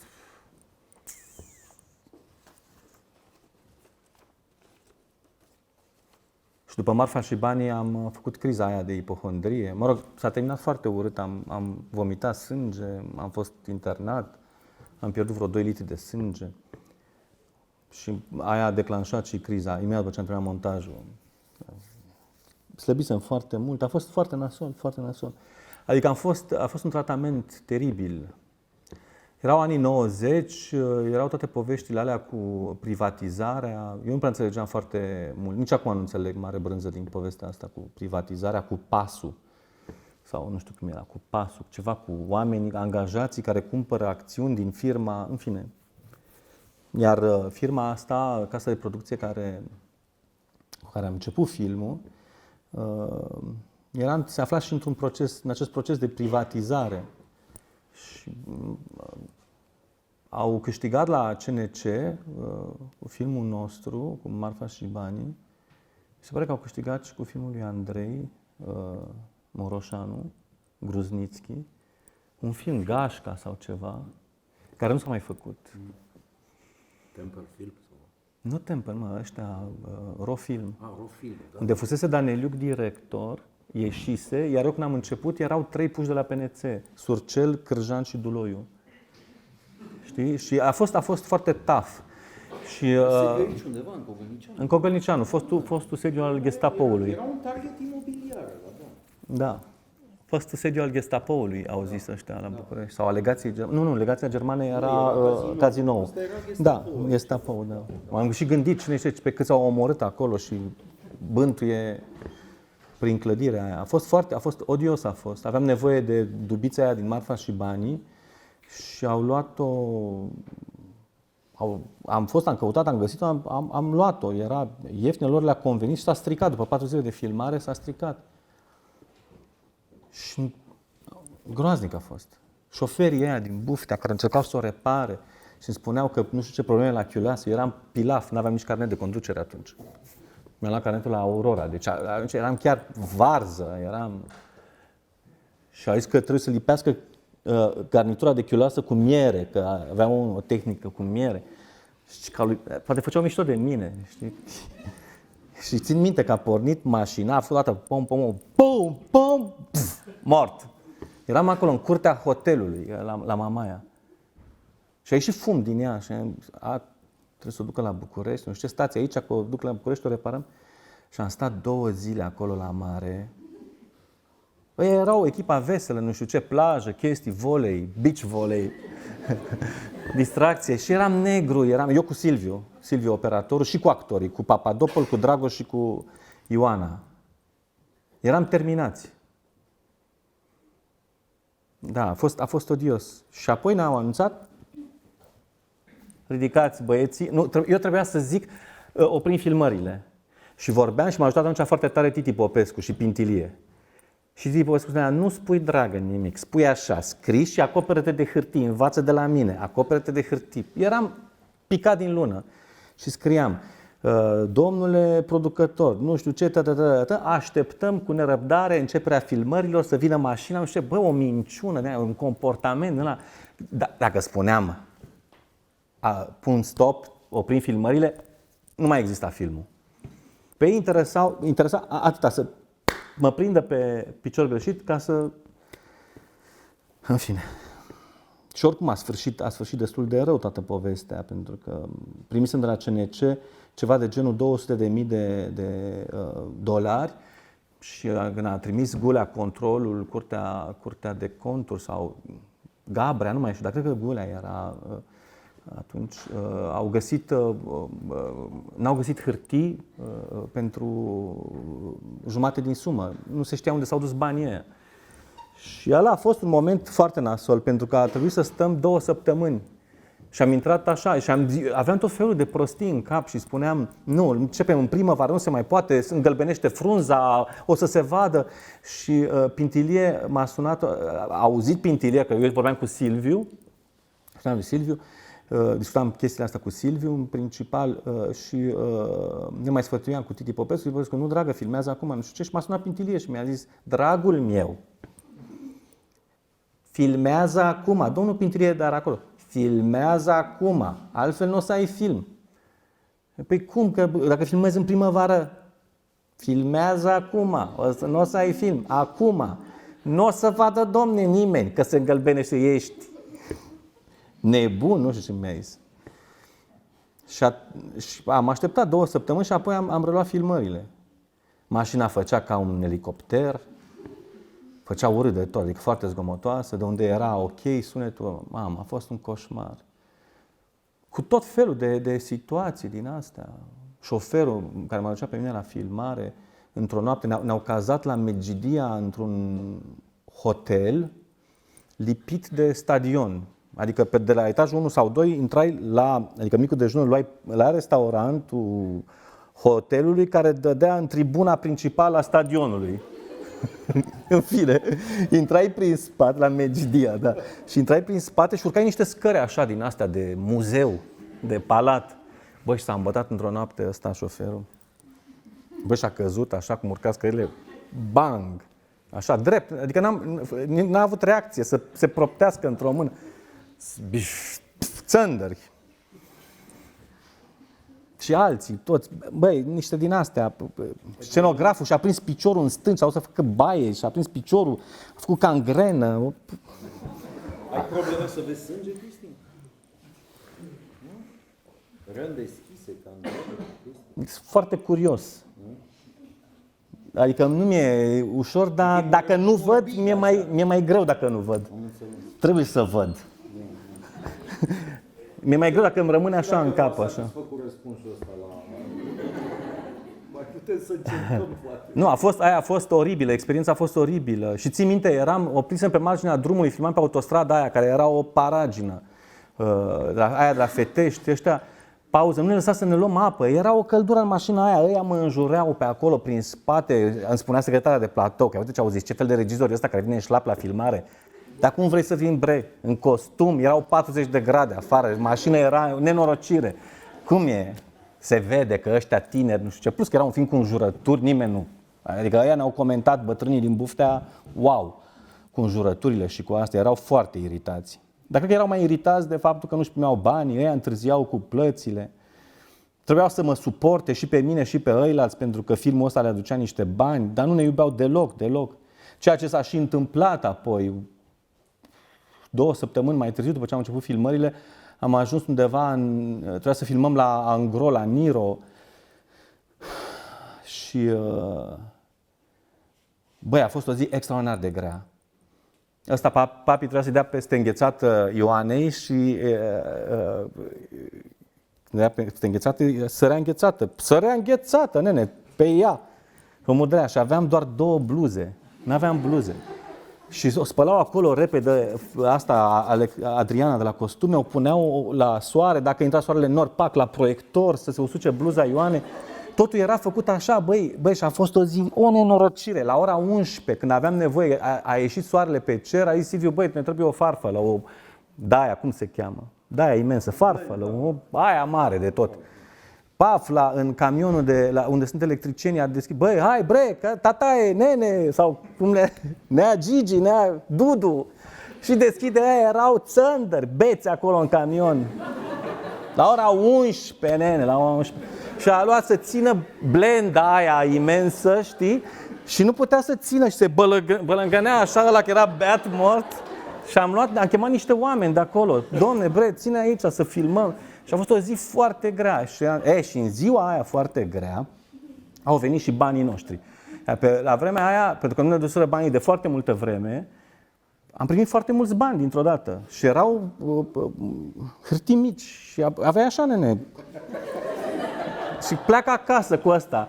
Și m-am dus la asta, la directoarea de film și am zis, vă rog frumos, a venit Dragoș la mine și zice, băi Cristi, spune-mi să ne dăși nouă mașină, nu pot să mă duc cu asta prin troleibus, frate, uite cu banii ăștia, uite și Ioana. Și erau și obosiți, dă-ne și nouă mașină. Doamna tătără, o mașină pentru actori. Să meargă cu troleibuzul. Mi s-a pus cortina instantaneu. E pentru prima dată și ultima oară, adică so far, când am înjurat pe cineva. Dar am făcut foarte urât. Nu am mai putut să mă controlez. Adică m-am controlat când am bătut-o. Da, adică a fost... horror a fost. Băi, dar știi cum? Nu mai să cred. Și eram terminați, era târziu, nu-și făcuseră treaba. Mâncam din banii noștri, luam sandvișuri. Adică totul era vraiște și asta din vârful buzului a plecat cu mașina. Că ea muncise mult. Știi? Și mi s-a pus cortina. Era vineri. Luni, când ajung la sediu la Rofilm, liniște, mormânt era. Și clădirea aia era totul perfect, nene. Liniște, ăștia care mi evitau privirea, nu știu ce s-a întâmplat, mă. Vas. Letiția mi evitea privirea. Letiția era săracă, n-avea nicio vină, era o proiecționistă și o pusese ăsta să bată clacheta. Să fie secretară de platou și nu se pricepea, aveam puțină peliculă și nu respecta racordurile. Nu era meseria ei. Era, băi, racord, nu putem să folosim asta, nu avem peliculă. Ea începea să plângă. Domnul Cristi, am 4 copii acasă, vă rog frumos. Și am bine, Letiția, bine, gata, dar te rog eu frumos să nu se repete. Îi spuneam lui Dragoș și lui Papi și lui Ioane, băi, mâncavă-și. Verificați racordurile. Din toate actorii trebuia cu textul, cu tot, și racordurile, să țină și racordurile. Bă, nu pune. Era un căcat de pachet de Viceroy pe bord. Și ba era, ba nu era, că ăla fuma, știi? Și nu putea să țină asta. Și în ziua aia când am ajuns la RO Film, Letiția m-a evitat, băi, e ceva nasol aici. La Niro am mânat, te bagă în pizza, nu ți-e rușine, stai aici ca o vacă. Am făcut ca toate alea. Liniște, toată echipa stă acolo. A nebunit ăsta, e clar, e nebun, e luat. Și luni când am ajuns acolo, îmi făceau referat. Mi-au făcut referat, că ea mi-a făcut referat că regizorul așa s-a comportat nu știu ce și să naseră toți, inclusiv Letiția, de asta am și evitat privirea. Aceia oameni angajați, așteptau bani, aveau familie, poți să te superi pe ei? Nu. Și ăla aștepta chestia asta și a cerut mai departe la CNC schimbarea regizorului pentru comportament, să-mi ia filmul. Am zis, mamă. De unde el la început, știi, era pus acolo în poziția aia și a venit mai cine a venit și mi-a zis, băi, vezi că filmul trebuie când începe la montaj să ții minte chestia asta. O să înceapă așa cu Mihai Surcel prezintă. Omul ăla fusese pus de PNC la RO Film, era economist, nu știu ce. Cine era directorul la CNC? Începuse cu Gabrea filmul și cred că s-a terminat cu Gulea. Nu. Dacă nu m-au schimbat este pentru că Gabrea sau Gulea. Deși cred că la ora aia era Gulea când eram în show-urile astea. Și nu, CNC a zis nu, continuă filmul așa și așa am terminat. Dar țin minte, apropo de chestiile astea, când se întrerupe filmul, țin minte când a venit ăsta Cârjan, un producător, nu știu cum erau, care era schema, dar el se ocupa cu producția pe teren, line producer sau habar n-am. Și eram la apartament și îmi spunea, adică asta mi-a rămas în cap, este pe cortex, în suflet e imprimată. Cristinelu, mai ai 3 bobine. Dacă l-ai terminat, pula film.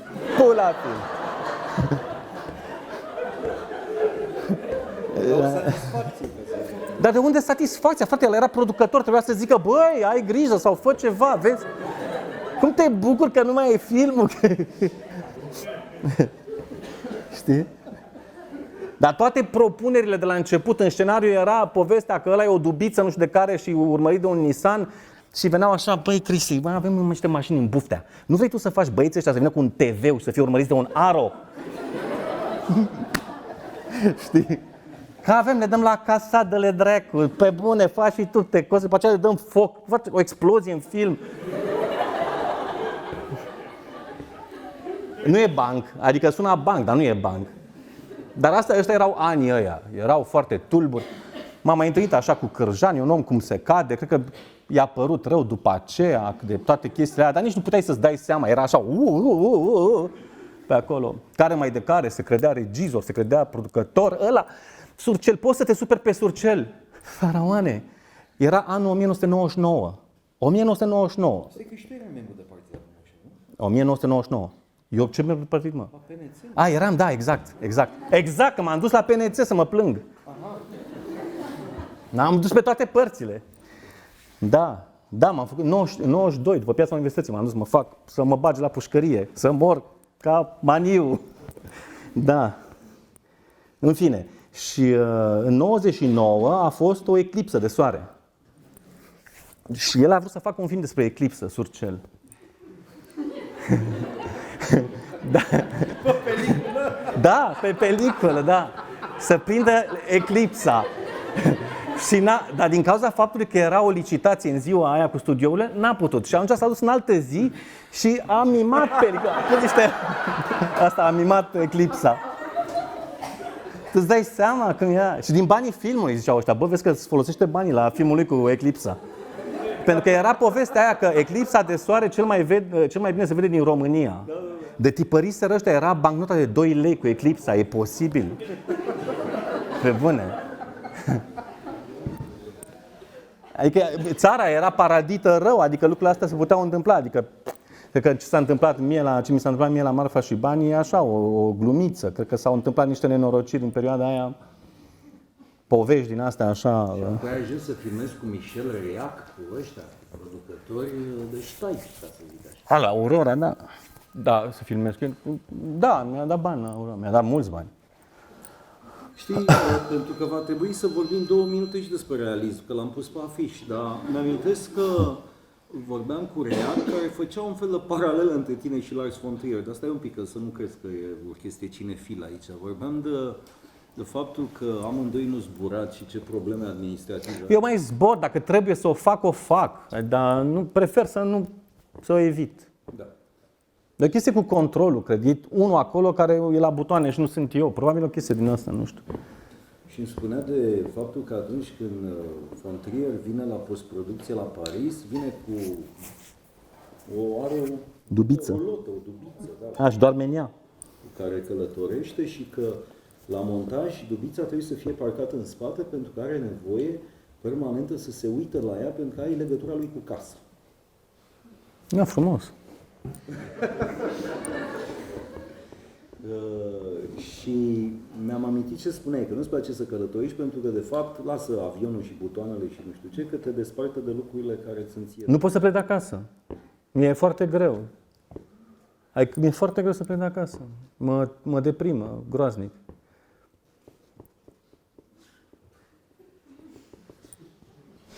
Eu mai am să-i pun 2 întrebări lui Cristi, dar vreau să le pun la urmă. Dacă mai vreți să-l folosiți, ca să zic așa. Bună seara. Am văzut diverse lucruri și am analizat faptul că ați amintit cazul rețetelor și cazul filmului și mai am în cazul filmului cum e. Dacă, spre exemplu, o rețetă sau o cultură, nu știu, îți dai acolo sufletul în ea, nu-ți place, poți să o ștergi, poți să o arunci. În cazul filmului, cum se întâmplă povestea asta? Adică vedeți după o perioadă produsul finicii, ați mai schimbat ceva la el? Simțiți că a fost exact ceea ce ați dorit de la început? Nu. Pentru că, spre exemplu, în cazul filmului, nu știu, sunt niște oameni implicați. Atunci când ești singur în atelier, totul ține de tine. Poți controla lucrurile, dacă nu faci ceva, te oferi, te arunci.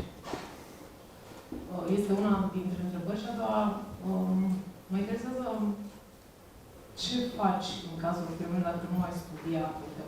E interes necesar să fii permanent un autodidact sau ține foarte mult și de conjunctura în care vrei să te găsești încât să te conectezi cu niște oameni care, nu știu despre ce e vorba sau... Cred că e valabil pentru toate domeniile. Cred că trebuie să, adică procesul ăsta de instruire nu se oprește niciodată. Și spun așa niște banalități care spun chestia asta. Da, înveți în continuu și tot timpul trăiești cu sentimentul. Dacă ești onest cu tine însuți, n-ai cum să nu trăiești această groaza a faptului că nu știi și nu știi ce să muți mai departe. Și asta este te urmărește în permanență și nu cred că e nevoie de școală, dar cred că e nevoie de dorință și de pasiune în absolut tot ce faci. Apoi, legat de punct, când ți-a terminat, asta este o chestie pe care eu n-am rezolvat-o cu mine și nu cred că o să rezolv vreodată chestia asta. Adică am la anul 50 de ani, mă rog, am 49, că nu știu dacă fac 50, adică... Dar am 49 de ani și nu cred, adică este deja s-a cam... Adică șansele sunt foarte mici ca acum știu eu să descoper cine știe ce secret și să zic, băi, am pus punct și ăsta este definitiv.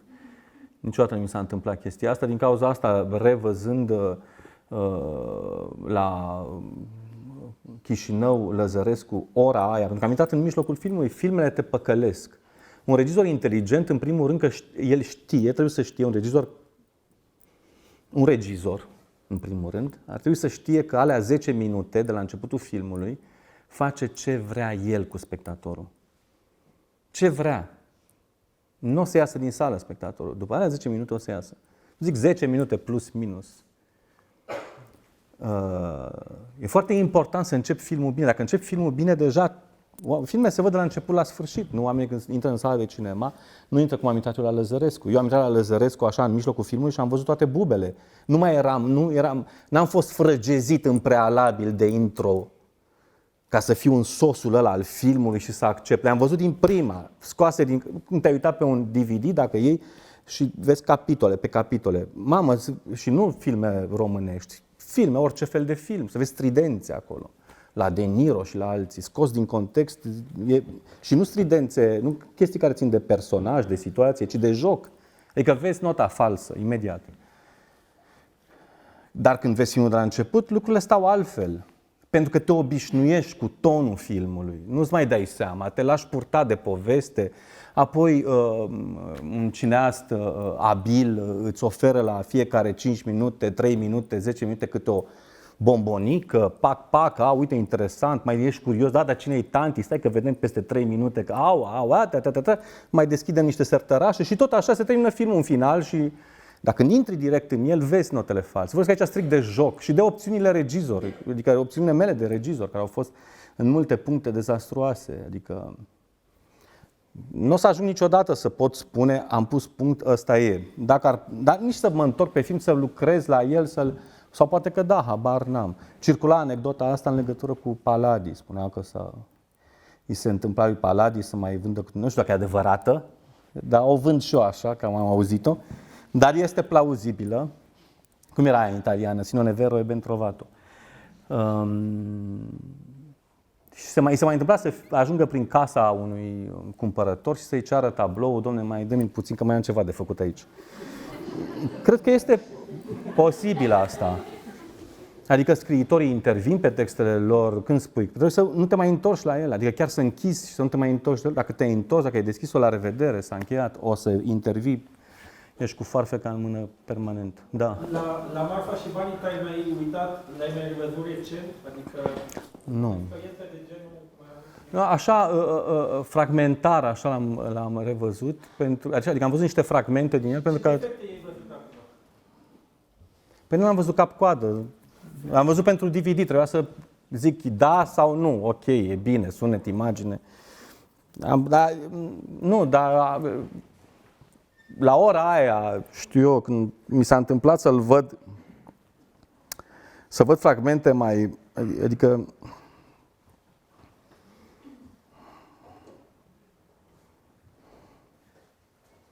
nu știu cum să spun, Marfa și Banii are o mare calitate pe care o au doar filmele de debut. Are un soi de prospețime care vine din stângăcia regizorului, din început, are ceva fresh.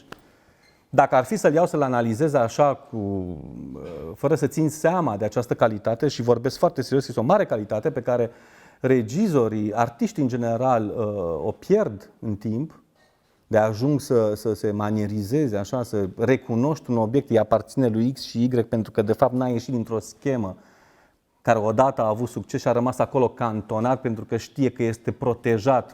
Oamenilor le place asta. Eu sunt pictorul care face peisaje cu maci și numai asta o să fac toată viața, că dacă ies din chestia asta, i-am încurcat.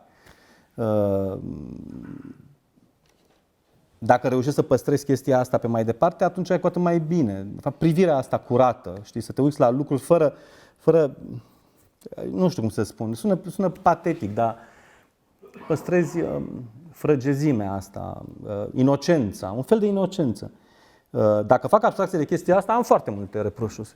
Adică, sunt multe lucruri pe care le-aș fi făcut altfel. Dar nu pot face abstracție de asta, din păcate. Pentru că în momentul în care zic, asta mi se pare puțin greșit. Și acum mai e ceva. Din cauza faptului că am avut probleme cu sunetul, din cauza, zgomotului pe care îl făcea mașina, a trebuit să recurg, și eram la început, n-aș fi făcut-o azi. Azi, dacă aș fi făcut Marfa și Banii și aș fi făcut probleme de sunet, la revedere. Uite, așa e, nene, sunetul. Așa e, varză, sunetul. Take it or leave it. Ce mă interesează? Nu-ți place? Du-te, nene, la culcare, la revedere, noapte bună. Dar atunci aveam stresul ăsta, nu, să se înțeleagă, și a trebuit să fac posincron pe niște secvențe, să pun niște plombe de sunet ca să se audă ce spun ăia. Eu le aud pe toate alea, nu pot să văd filmul ăla pentru că imediat gata, știu, ăsta e PS. Nu pot. Cine nu a văzut, cine n-a fost acolo în timpul lucrului la film sau, mă rog, cred că de fapt cine nu e în pielea mea nu poate să înțeleagă. Pentru că alea sunt chestii pasabile pentru mulți. Să fii probabil doar așa, să ai, știu eu, niște probleme serioase, să le vânezi pe astea și atunci nu mai vezi filmul. Dacă te uiți la film, chestiile astea trec ușor. Astea sunt niște probleme. Altele sunt poziția aparatului. De exemplu, acolo când îi dă, că vorbim de chestia asta de înghețată. Este una dintre dilemele tipice în care se află, în care ajunge să fie prins debutantul. Ce filmezi? Gestul care lovește înghețata sau reacția fetei care este agresată? Sau pe ăla care o lovește așa? Alegerea trebuie să fie clară, mă uit la ea și punct, sau la înghețată, sau era o tâmpenie, zi la înghețată. Uite, dom'le, că de fapt avea înghețata în mână și a căzut, n-a fost trucaj, știi? Cum tin să te gândești așa, că uite, să nu te prindă ăla cu o caua mică, să arăți omului că, tu faci pe bune. Cascada e cascadă, nu? Cascadoria, pardon. Și astea sunt niște probleme și sunt în film câteva momente din astea și de care îmi pare foarte rău. De exemplu, când se duce Costică Drăgănescu să ia, la începutul filmului, ia lada de bere din cadă, e pus acolo la rece și scrumează. Adică asta a fost un avantaj, aici nu este talentul meu, este un mare avantaj, o chestie de care m-am bucurat atunci când am văzut pe video assist. Silviu a făcut un pas în spate, era baia mică, oricum se uită așa, face și am și gestul ăsta. Ia aia și m-am bucurat. Și n-a fost o chestie dirijată. În general mă bucur de toată participarea asta a oamenilor, toate lucrurile astea care sunt adăugate de oamenii cu care lucrez. Dar pentru ca ei să adauge, trebuie să depășească cum să spun, să aibă curajul să rateze. Pentru că eu sunt acolo un fel de soacră. Și zic, de ce ai făcut asta? Nu așa? Citește scenariul. Cine e personajul? Și ajunge așa că să-l cicălești pe ăla, zice, că îmi bag picioare, nu mai fac nimic. Zi tu cum să fac.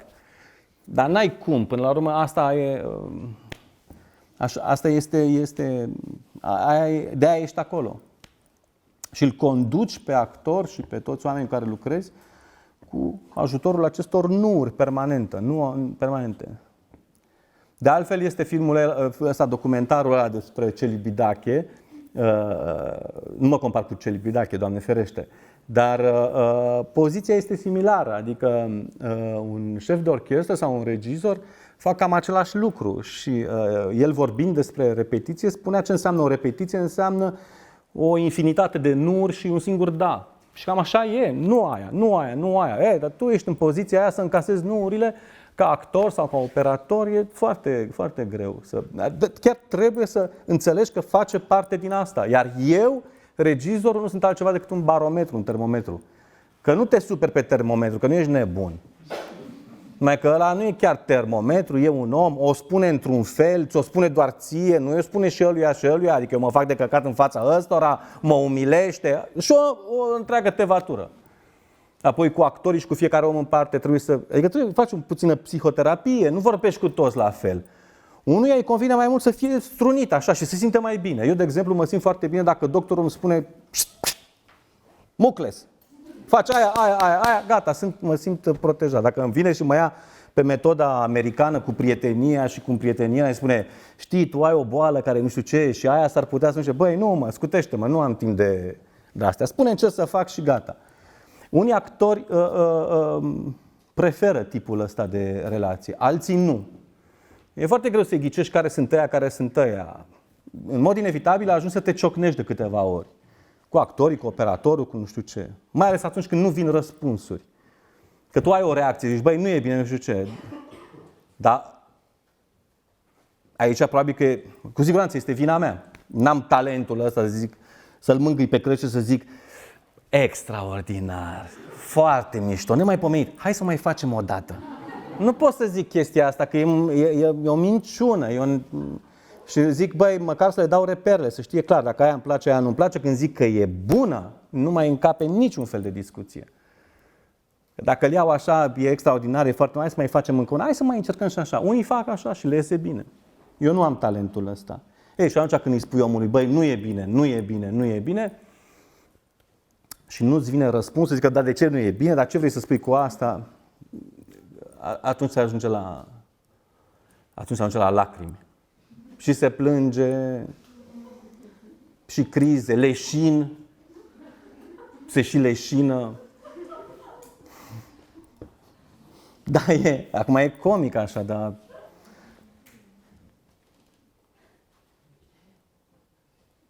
Pentru că unii oameni au impresia că e o chestie calculată să creezi tipul ăsta de presiune, pentru că atunci ies lucrurile bune.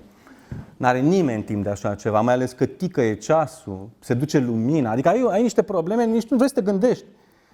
Când începi filmul, ai în cap tot felul de povești despre ceea ce o să faci tu.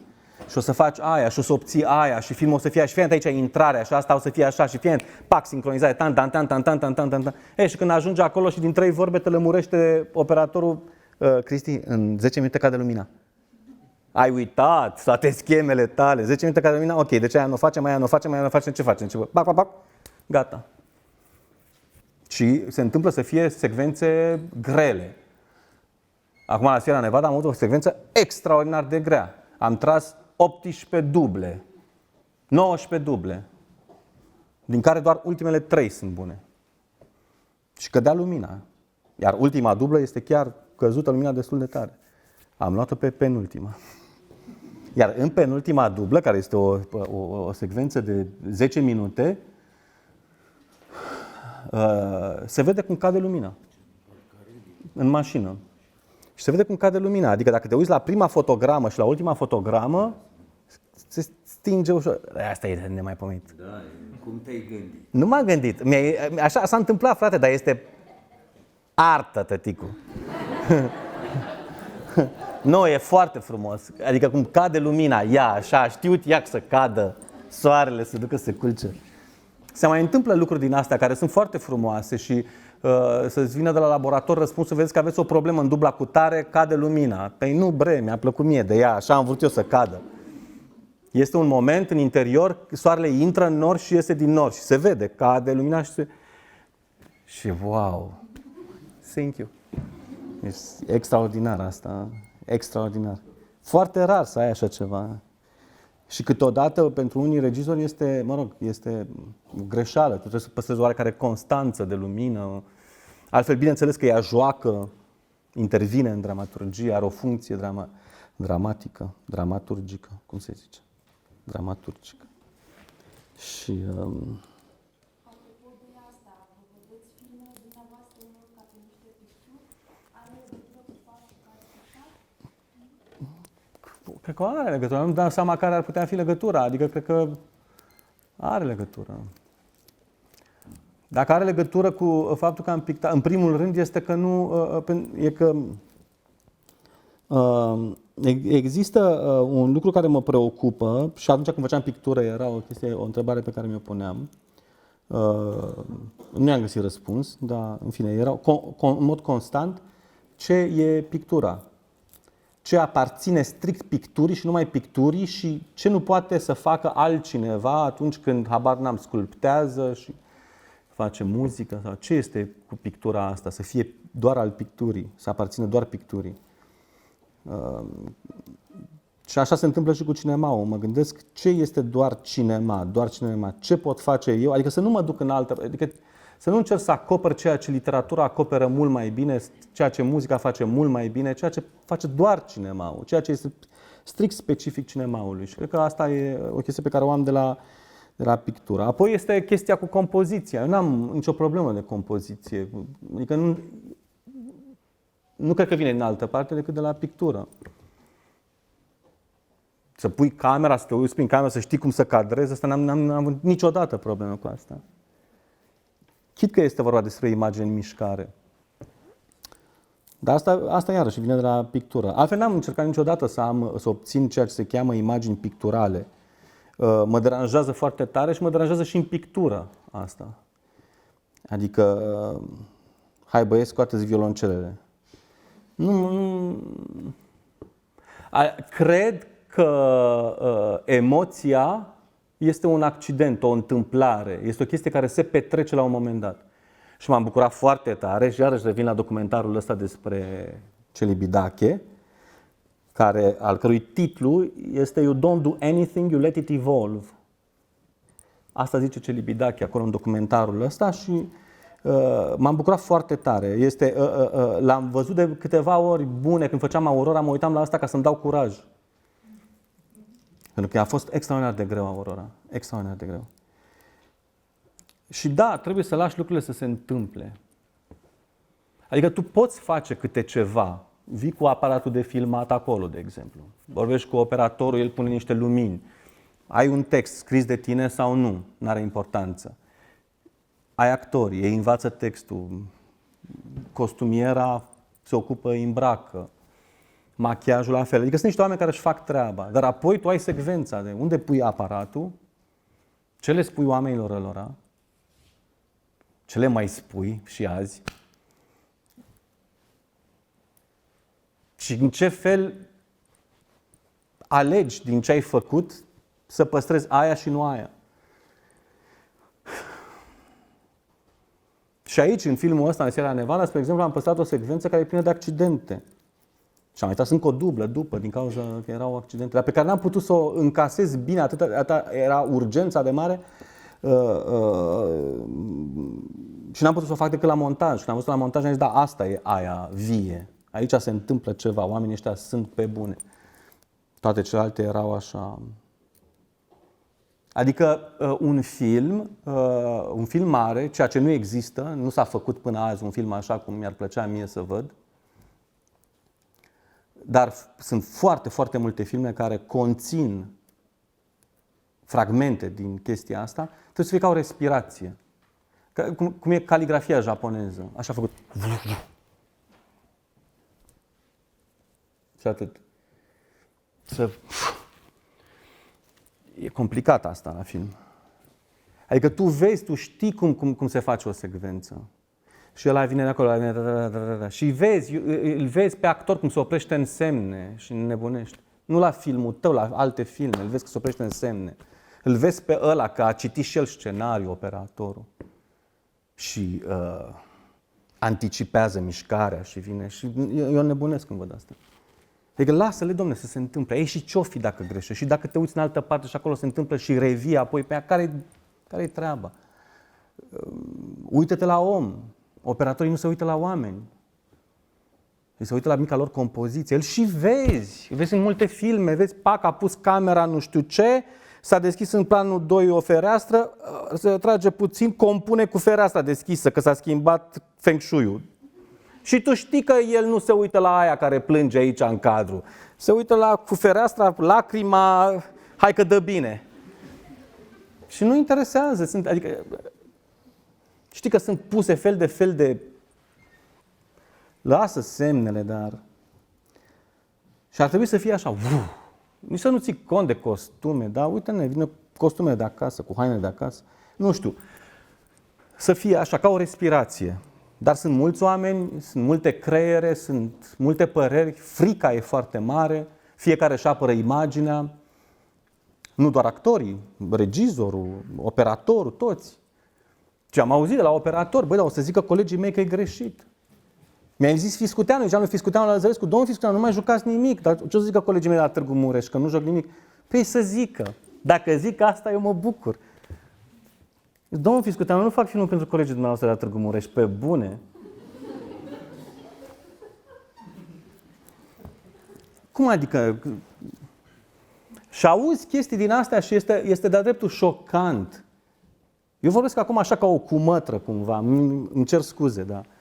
Eu sunt cât se poate de șocat când aud de la un actor și cum adică să nu joc nimic, adică să nu joc nimic, adică ca în viață, bă, nu ți-e rușine obrazului.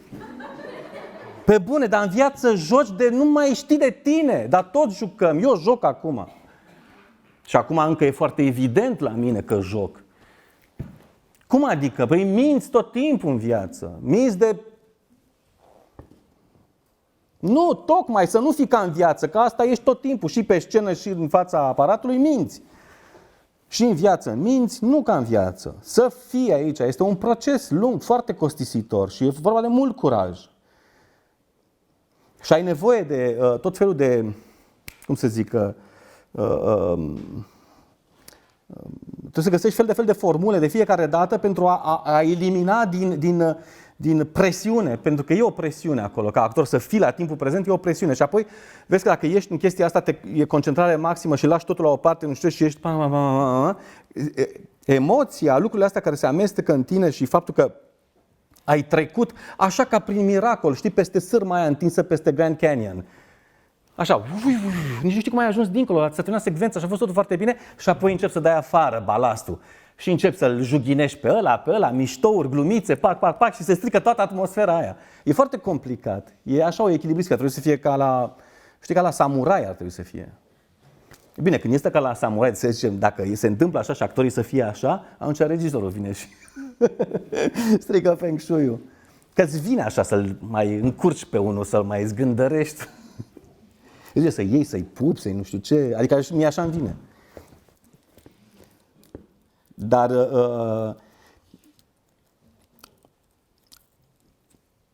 ceea ce e, adică obstacolul numărul 1 este tot ceea ce ține de imagine. Tot ceea ce ține de imagine. Și ăsta este nu doar obstacolul actorilor sau regizorului sau al omului. Pentru că o să te judece ăia mâine. Și ce scriu eu acum? Scriu articolul ăsta și trebuie să scriu într-un fel că o să mă judece ăia. Chestia asta e o presiune. Și acum s-a terminat. Dacă până mai ieri, când Facebook-ul era așa o poveste, mai funcționa, mai era o văgăună în care să fugi, acum s-a terminat, te judecă Facebook-ul.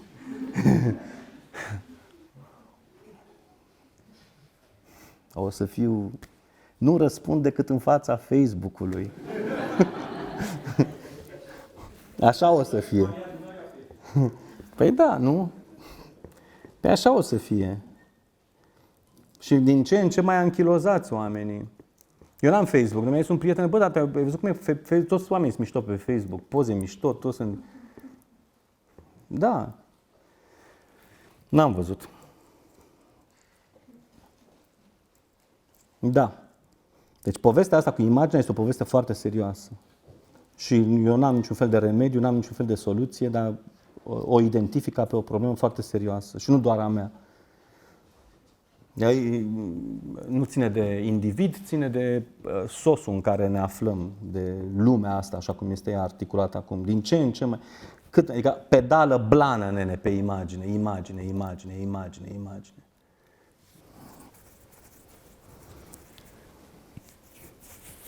Vedeți, Cristi place să vorbească și noi o să-l ascultăm. Ia zi eu. Ia strică Feng Shui-ul. Eu mai am și o întrebare să spun la final. Deci la final. Și avem un contract cu Institutul Cervantes până la anumită oră. Nu știu, cred că Ai primit un telex? Nu. Vreau doar să vă spun să profitați dacă mai aveți întrebări, să spuneți o chestie. Eu mai am o întrebare legată... Nu, dacă mai are cineva în afară de dumneavoastră. Cine e autoritar acum? Aș vrea să vă întreb, era o curiozitate. Ce părere aveți despre lucrurile care s-au spus sau s-au scris de-a lungul timpului despre influența pe care dumneavoastră și primele filmele dumneavoastră, Marfa și Banii și Căldărăsc, au avut-o asupra altor cineași români? Și care întrebarea? Ce cred despre asta? Da. Cred că e foarte adevărat. E foarte adevărat. Dar e adică o precizare aici, pentru că nu e o chestie, e premiul de la Cannes, nu sunt filmele ca atare. Dacă ar fi fost filmul, atunci de la Marfa și Bani ar fi trebuit să se întâmple mutarea.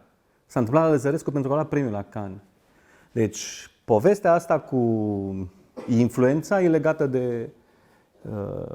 de premiu, în principal de premiu. Pentru că preocuparea pentru cinemaul realist, să zicem realist, nu avem alt cuvânt, aici în România,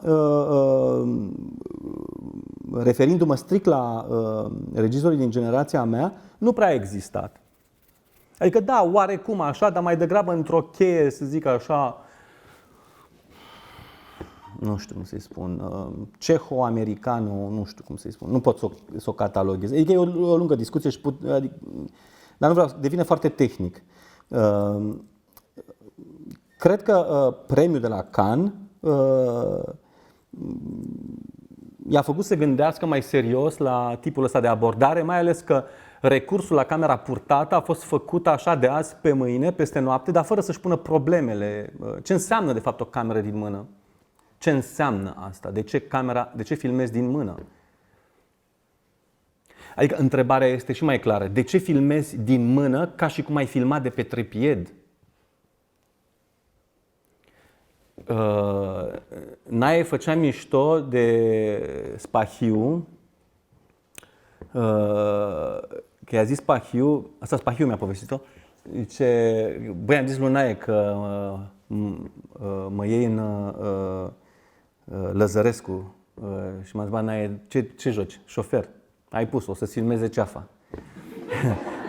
Și e foarte adevărat, dar pentru mine este... aparatul de filmat este un om care se uită și nu pot pune camera acolo unde nu poate sta omul. Nu am creierul foarte mic și nu încape chestia asta, conceptul de filmat de pe parbriz. Pot să mă uit la filme, la chestia asta, nu mă deranjează, eu nu pot să fac asta. Nu pot, mă bufnește râsul, adică nu pot să mă iau în serios, cum adică pun camera, hai mă pe bune, și cine e ăla stă, bate vântul și filmează. Nu pot să fac asta și din cauza asta, de fiecare dată când aleg poziția de aparat, o aleg cu gândul la un om. De altfel este și un om acolo în spatele camerei și filmează. Și când este camera, când am ales, din multe motive, în fine, dar legat strict de poziția aparatului, când am ales să filmez Marfa și Banii cu camera din mână, era pentru că voiam să se ducă, să aibă libertatea de a se duce și de a nu se duce, adică să nu fie să fie suplă privirea. Adică ăla să se poate, ca la Lăzărescu, să te poți duce, iar dacă nu mă duc este pentru că nu vreau să mă duc, nu pentru că n-am putut să mă duc. Nu știu cum să spun. În fine, e o lungă poveste asta cu aparatul, cu filmatul din mână. Iar a dat un răspuns. Da, și sunt a dat un răspuns foarte important. Da, așa este, sunt de acord, dar în ce măsură vă deranjează când identificați asta? Hibele?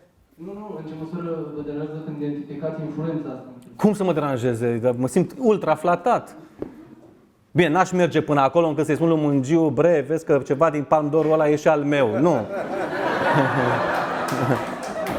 Da. Nu, mi se pare foarte sexy, adică cumva eu nici n-am mai trebuit să fac niciun efort. Că s-a vorbit despre chestia asta, pot să mă la culcare, gata, mi-am făcut datoria, vă rog frumos.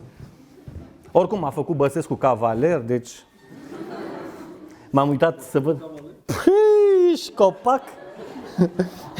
Am și față de cavaler. Și m-am dus să mă uit în lege, să văd ce înseamnă și o să am loc de veci asigurat, mormântare cu foc de armă și pot să mă duc de 1 decembrie la Palatul Cotroceni cu aia în piept și pot să mănânc, să beau. Dacă nu știați ce primește un cavaler. Nu fac bășcălie de chestia asta, dar mi se pare comic așa cumva. Adică nu. Porumbui e făcut cavaler de francezi, el crezi că are mai multe? Păi nu, și pe mine m-au făcut Henri Paul, sunt șevalier de zare de letră. Mecută! Asta ce te asigură? Asta nu m-am uitat. Nu mai, adică... Eu m-am gândit prima dată, știi, erau bancurile alea pe bancuri, poveștile alea pe vremea Ceaușescu că Nadia după Montreal a primit, stai cum era, Nadia a primit o Skodă, Dan Grecu, nu, Nadia a primit o Skodă, nu. Nadia a primit o Dacia 1300, Teodora Ungureanu o Dacia 1100 și Dan Grecu, care a venit cu bronz, a primit un Trabant. Și i-a scutit de impozite. Și eu când am auzit chestia asta am zis, hai, vezi, mă face cavaler, mă scutește de impozite. Da. Nu, știți ce nu, să dau tot răspunsul. Tot răspunsul e așa. Din păcate nu sunt bani pentru cinema în România. Din păcate România nu este ca o țară din asta care să funcționeze extraordinar de bine la toate capitolele, dar la cinema nu prea. Nimic nu prea funcționează. Pentru că nu sunt bani pentru cinema și pentru că noi facem așa, în fine, baletul ăsta cu legea, cu modifică, cu făică, în fine, foarte mulți bani se duc pe fel de proiecte și până la urmă absolut orice cinematografie trebuie să parieze și pe așa, cumva, nu blind, dar e greu de judecat un scenariu de film, poți să ai fel de surprize. Vorbeam cu Renate Rojinas la un moment dat, spunea, ea lucrând la ora aia la Eurimage, că în momentul în care a făcut ăsta Jone Amélie, n-a primit bani de la Eurimage, pentru că ei n-au crezut în proiect și a fost filmul european care a adus cele mai mari încasări la ora aia. Deci te poți înșela. Pentru că în România se fac foarte puține filme, lăsăm la o parte faptul că ne înjură pe noi toată lumea că lasă cu minimalismul ăsta, cu bucătării, că nu știu ce, în fine. By the way, aici filmez o bucătărie de draci-o ea. Și se fac puține filme și premiul, perspectiva asta, deschiderea care apare odată cu festivalul și cu premiul, faptul că parcă ai putea să faci și tu chestia asta și să iei premiul și iată că Lumungiu a reușit foarte bine, felicitări, te pune în situația, cumva în situația de a repeta o rețetă care s-a dovedit a fi funcțională, blochează procesul ăsta creator, cel puțin pentru o vreme. Eu le doresc tuturor să se însănătoșească, unii chiar dau semne vizibile de însănătoșire. Da, a fost o modă, a fost un trend, dar până la urmă e foarte greu să aduni câteva voci distincte dintr-o cinematografie care produce 15 filme anual sau ceva de genul ăsta. Dacă ar fi 200 de filme, ar fi mai multe voci, sigur. Adică cel puțin matematic mie așa îmi dă, s-ar putea să mă înșel. Dar se fac puține filme și probabil că a existat la ora aia, acum cred că mult mai puțin, tendința asta de a face în cheia asta pentru premiu. Lui Porumboiu, de exemplu, nu i s-a întâmplat asta. Nu s-a contaminat de camera din mână. Coacă și asta e discutabil. Dar probabil că e doar o chestie de cronologie. Pentru că eu n-aș putea să spun despre mine, adică eu nu știu cum aș fi funcționat eu dacă lucrurile ar fi, dacă eu aș fi fost în poziția lui Mungiu, să zicem. Oare n-aș fi făcut și eu la fel ca el? Nu știu, e greu de zis. Adică ce vreau să spun cu asta? Eu zic că n-aș fi făcut asta, dar asta este ce zic eu. Ce cred eu sau ce doresc eu să cred despre mine. Sunt anii 90, există un nume în cinematografia română, Pintilie, indiscutabil. Există regizorii din anii 80, 70-80, importanți, Daneliuc, Pița, Veroiu, ăștia care mai erau încă în viață în anii 90 și care fac filme sau... Ei menționat pe Gulea și pe Tatu. Gulea... Da, Tatu s-a murit chiar în 89, în 90 a murit, în ianuarie. Ăștia care încă mai făceau filme, știi? Și dorința ta de tânăr cineast, apoi vine Nae în 94 sau când a făcut Periculosul Sporgesi, pac, un aer proaspăt, nu știu ce, 92 în fine. Și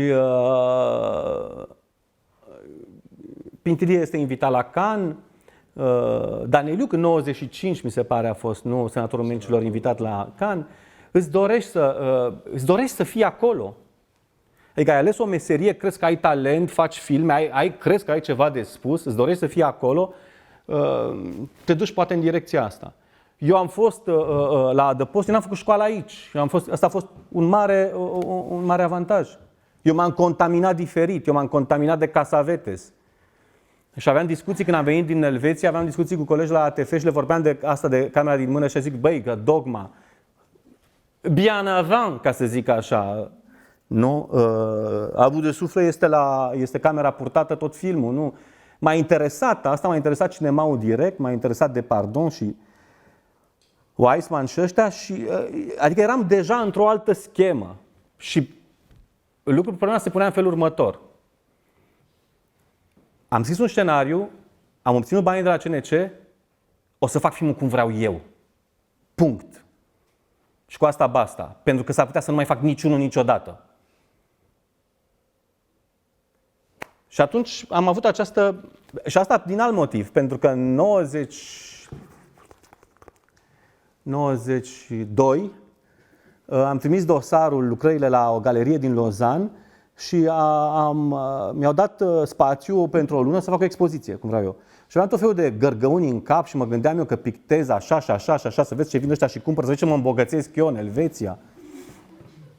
Și mi-a venit în cap o chestie atunci, adică, ca să zic așa, God loves me sau ceva.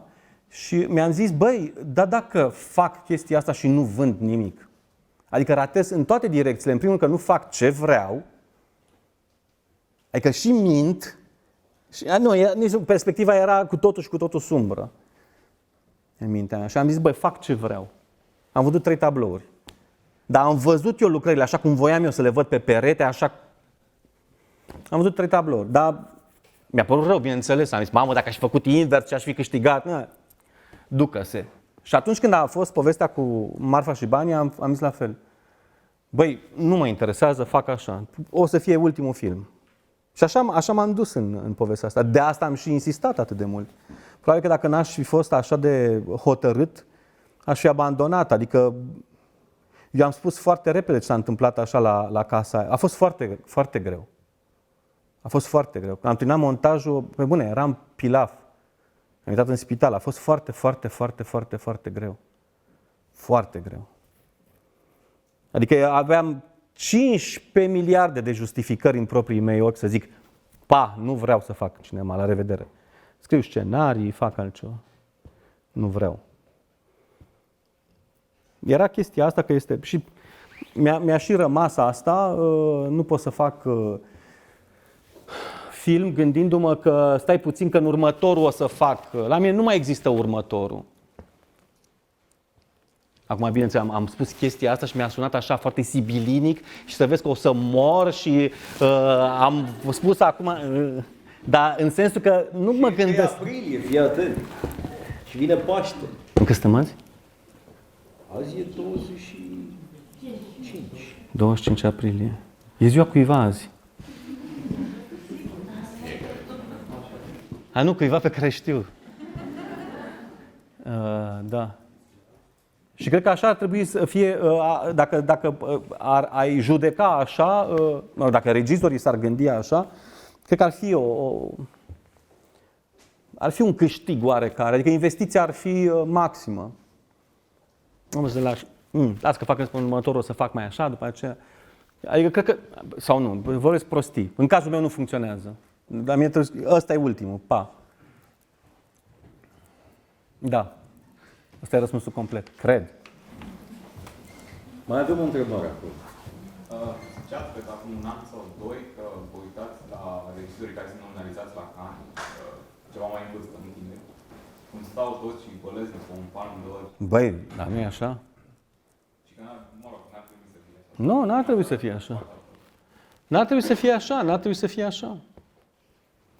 Ar trebui să fie, festivalul de film ar trebui să premieze primul și al doilea film. Zic primul și al doilea pentru că acolo este bătaia peștelui, la al doilea. Și nu, mi se pare că a zis-o la un moment dat Scorsese, nu i-a zis-o lui, nu mai știu de unde îmi vine chestia asta. Lui Brad Pitt și lui... Păi cum adică să stai să vrei Oscar? Tu ești deja Brad Pitt, cum să vrei Oscar? Sau lui DiCaprio. Păi tu ești deja DiCaprio, ce vrei Oscar? Ești nebun. Dar pentru tine și pentru Sierra Nevada asta înseamnă distribuție. Nu, pentru mine, dacă eu iau premiul la Cannes, pentru mine înseamnă că îmi fac următorul film. Și nu numai asta. Ba, asta e în primul rând, restul este frecție. Pe bune, restul e frecție, restul e... Trebuie să te distanțezi de chestia asta, adică și ca să te distanțezi trebuie să schimbi sistemul de coordonate. Să nu te gândești la chestia aia, la proiect. Uite că acum mă integrează în panteonul artei universale și laurii pe frunte, tu, Ovidiu și Virgiliu și Homer. Nu, adică trebuie să te gândești, băi, nu se poate.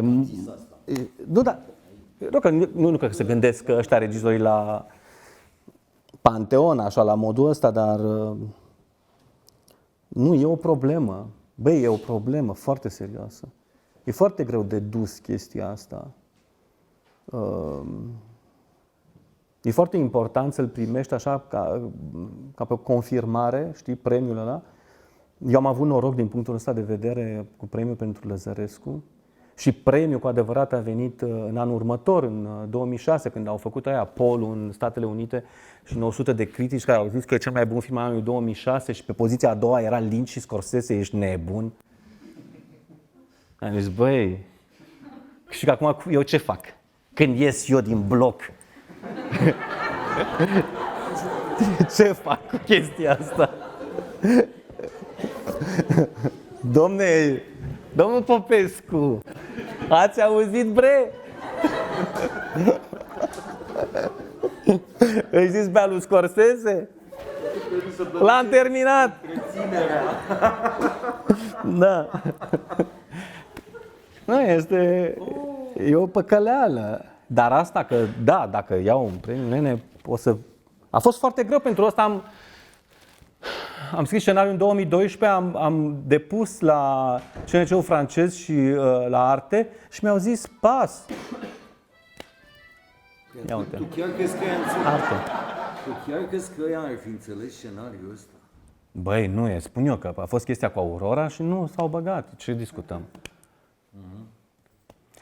Mi s-a mai întâmplat o chestie. Am făcut scurtmetrajul ăsta în Bridges of Sarajevo, care a fost prezentat la Cannes atunci, în 2014 sau nu știu ce. Și șeful de la Orange Cinema, știi că au un departament de ăsta, dau bani la filme. Lui a plăcut foarte mult, iar Laurence și Olivier, coproducătorii francezi, au zis, dom'le, că lucrăm la un metraj, că o să trimiteți un scenariu. Puteau să obțină 150.000 de euro. Și au trimis scenariu și l-a dat unor oameni să-l citească, așa. Și a primit aviz negativ. Și i-a sunat și a zis, băi, îmi pare rău, dar omul meu care citește scenariul a zis că nu e ok. Ce nu e ok? Că e politically incorrect. De ce? Pentru că zice că 9/11 a fost un inside job. Și ăștia, băi, stai, că nu e așa, că se discută personajele în film, că nu e... Cum să explici? Și ăsta zice, băi, citește-l, nu știu ce, te rog eu. Și l-a citit și a revenit cu telefonul și a zis, da, ăla e un dobitoc. Nu e vorba despre asta. Dar asta a fost după povestea cu Arte și cu CNC-ul. Faci un film, îți dai seama, au zis, băi, vine ăsta iar cu un film de 3 ore, nu știu ce, lasă-ne, bre. Aruncăm banii pe fereastră, pe un tâmpit. La Aurora am primit de la Arte Le Grand Accord, sună așa, mamă, s-au pus aștri la oaltă și au zis doar 4 Grand Acorduri există, se dau, știi? Adică Germania cu Franța își dau mâna și zic filmului ăstuia îi dăm toți banii, adică 600.000 de euro. Că altfel primești din Germania, dacă accesezi Germania 250.000, Franța la fel, 200-250.000. Și am zis, marele acord. Și am făcut Aurora și au zis să nu mai auzim de el. Probabil, adică, da, mișto, nu știu ce, dar... Și cred în continuare că Aurora a fost dezavantajat de... Cine a finanțat Sierra Nevada? Primii bani i-am primit din Bosnia. După aceea Pintilie, după aceea Labina în Macedonia, după aceea Croația, Zdenka și apoi Olivier și Laurence. Și după ce l-am terminat, pentru prima fază de montaj, l-am prezentat la niște fonduri locale din Franța și am mai primit niște bani pentru postproducție. Și după ce l-am terminat așa într-o fază, după ce l-am terminat, l-au arătat lui Olivier Per la Arte acum 10 zile și am primit o grămadă de bani. A plăcut foarte mult. Auzi, poți să Cristofi? Zi. Sierra Nevada e mișto. Mi-a plăcut. Mai aveți întrebări pentru Cristi? Adică, de ce mă oftici? Nu. Ce vrei să spui cu asta? A fost era un film greu și dacă ar fi beneficiat de selecția în competiție, ar fi fost altfel primit. În primul rând de distribuitori, de vânzători de filme, nu știu ce. Adică chiar și așa l-am vândut în câteva teritorii, dar altfel ar fi stat lucrurile dacă ar fi fost în competiție. Iată la ce e bună competiția în schema dată.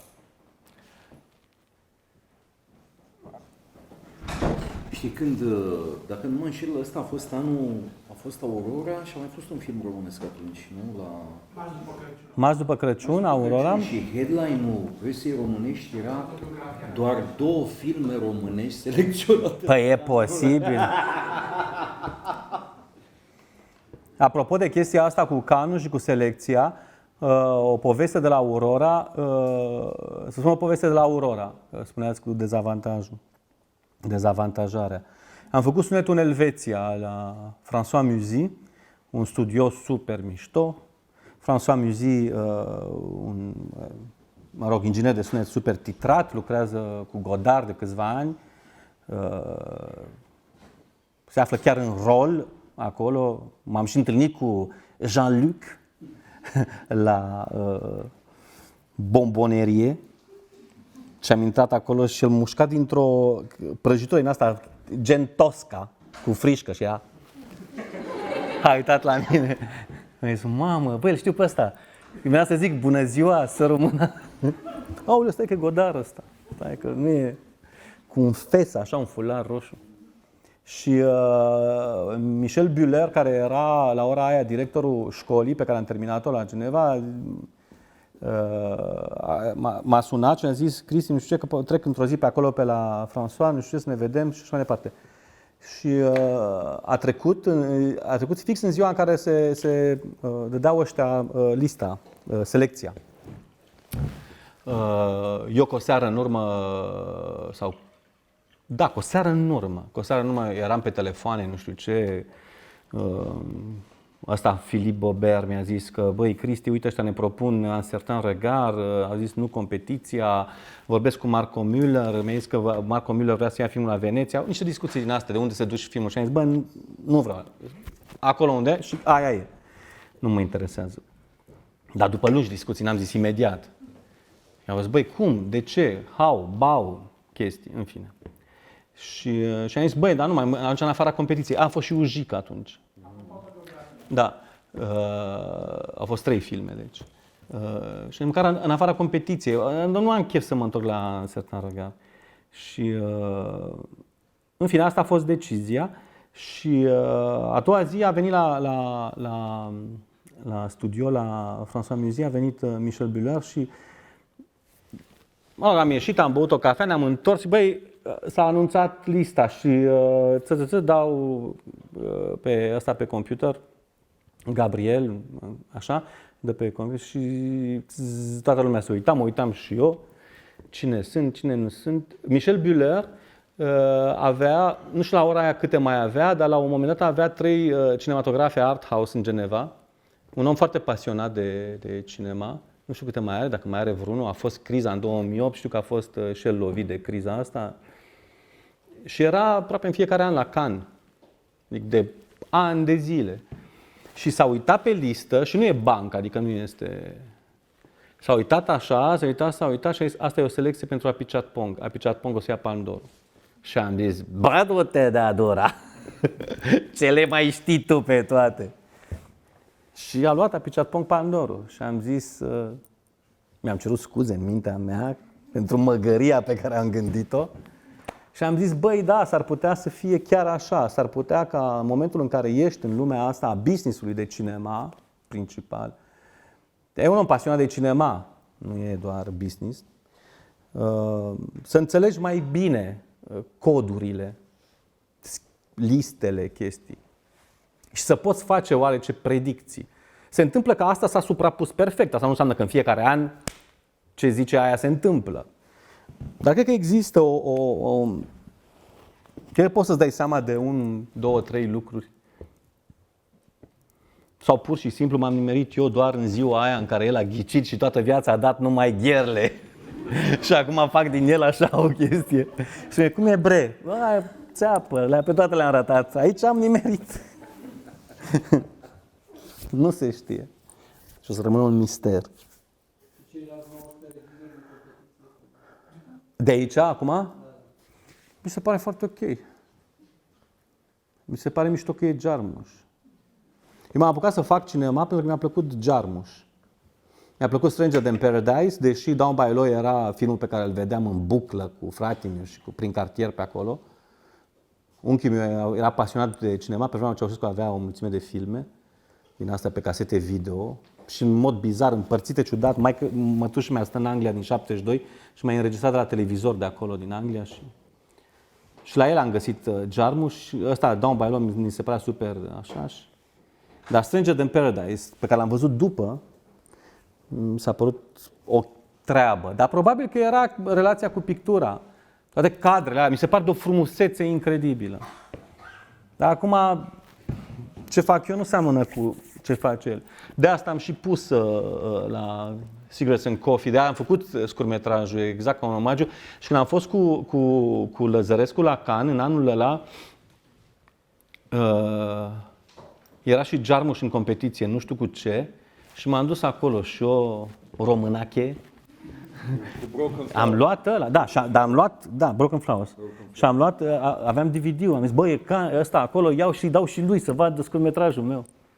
Și m-am dus acolo la o petrecere, nu știu, chestie încurcată, i-am dat, yes, hai, Jim, gata. Nu știu cât a durat, un minut. Mă uitam ca bom, mi-era și rușine să mă duc. Să știți, știți, eu am luat și un premiu acum, deci uite-te la mine mai serios. Vezi ce înseamnă să fii celebru? Că eu am încercat 15 ani să am o discuție cu el, ajunsesem să mă împrietenesc cu fratele lui Daryl Hannah, care era iubita lui Jarmusch la un moment dat și m-am dus la premiera ei în Londra. Am stat cu toată distribuția, o seară am băut până dimineața, m-am împrietenit cu Daryl Hannah, am un afiș semnat de ea, nu știu ce. Ai pupat-o? Pe la 5 dimineața ne-am pupat, ca să aflu că se despărțise de la nasol. Bătută? Da.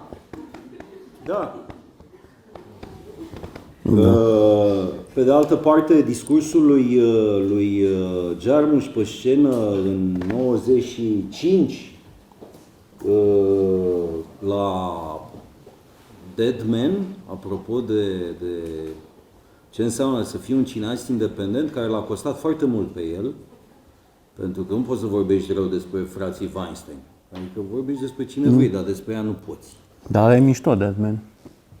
Da.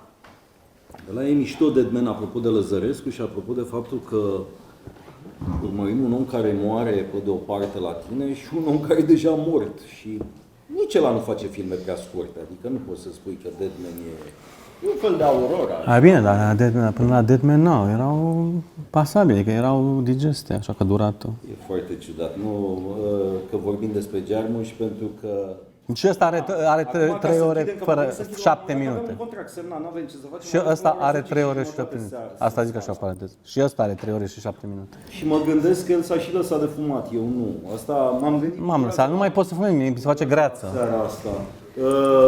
Trebuie să spun două întrebări. Nasoale. Se leagă de Jarmusch. Nu sunt nasoale, sunt tâmpite de fapt. Dar înainte să-ți o pun pe ultima, ca să justificăm titlul ăsta. Vreau să-ți mai citesc, să-ți mai zic din poezia asta, dar hai să zic, de ce ți-l citesc pe Mazilescu? Aveam vreo 12 ani și tata a plecat la un moment dat să ia pâine și a venit după vreo 3 zile înapoi. Tata era regizor de teatru și a venit cu doi tipi. Unul, nu mai știu cum, cred că cheamă Miron Georgescu sau cam așa. Miron Georgescu, da, poet. Și cu un tip cu barbă, cu acest Mazilescu. Ca să se justifice un pic la mama dragă, vezi, n-am venit singur că Virgil cu premiul la Uniune, cu nu știu ce, și ăsta mi-a dat această carte, această plachetă, că e o carte foarte subțire, cartea română. Mazilescu? Da, care se cheamă Va fi liniște, va fi seară. Nu e foarte subțire, e mai groșoară. Haide mă, da, e cam așa, na. Este aia scoasă la Cartea Românească. Este o carte de poezie destul de groasă, da. Am citit cartea aia și am trăit cu ea. Niciodată, ca și în cazul filmelor lui Puiu, nu înțelegeam de ce îmi place mie poezia. Puiu Iordănescu? Ia uite, cu asta terminăm. Tu dormi, dragostea mea. Sunt singur. Am inventat poezia și nu mai am inimă. Asta mi se pare că ți se potrivește gândul Cristi. Hai mă, deci nu mi se potriva să mai din astea, nu mai... Scrie lumea pe Facebook și eu am probleme cu... Vă scrie lumea pe Facebook că mai... Ascultă, nu, că nu de aia. Bălăcărit aici. Nu am bălăcărit, fii atent. Cum adică n-am inimă? E prețios acum. Cum adică am inventat poezie? Dragul meu Cristi. Fii atent. Asta e nasoală. Deja începe rău. Pentru că Andrei Bazin trăiește un moment de glorie în România după niște ani. Cine? Și te întreb așa, cât de Andrei Bazinian ești și cât de Andrei Jidian ești? Ia fii atent cum am formulat-o pe asta. Că trebuia că de-aia m-am uitat la ceas. Să beau niște apă ca să... Nu știu asta, nu știu să răspund la chestia asta. Auzi, când vorbești într-un interviu de Jid. Nu, introducerea de la Palud, care mi se pare genială. Vreau să te întreb dacă atunci când îi spuneai reporterului, Reporteriței, era pe vrăjală, gargară, chestii. Nu te pricep tu la astea. Și zic, păi nu, dar și zici unei reporterițe, dacă citești pe Andrei Jid, îți mai bine să bei o bere? I-am zis să bea bere? Da, așa zici tu unei reporterițe. Păi mură, mă, bea o bere. Am stat și m-am întrebat Cui am zis de la care Jid te gândești tu? La ce Jid te referi? La Palud, Te referai la jurnal, te referai la falsificatorii de bani? Eu am crescut în epoca de aur, astea erau cărțile care circulau. Păi, cam astea erau. Și îmi plăcea foarte mult Jid și mi-a plăcut foarte mult Jid, foarte mult mi-a plăcut. Dar în discuția aia era vorba strict de Palud. Aia, introducerea de la Palud mi se pare I love you, Jid. Acum am fost în Franța să fac sunetul și mi-am mai cumpărat un Palud, că le mai dau, le mai nu știu ce. E o carte care pe mine m-a bucurat foarte tare. La 17 ani când am citit, am zis, aia e. Auzi, dar te întrebai înainte ce e cinema-ul, pe Bazin îl citisești? Vrei să spun ceva? Te rog. Ca să terminăm și cu frecția asta, nu am citit Bazin. Bravo. Mersi frumos. Am terminat cu titlul. Mersi.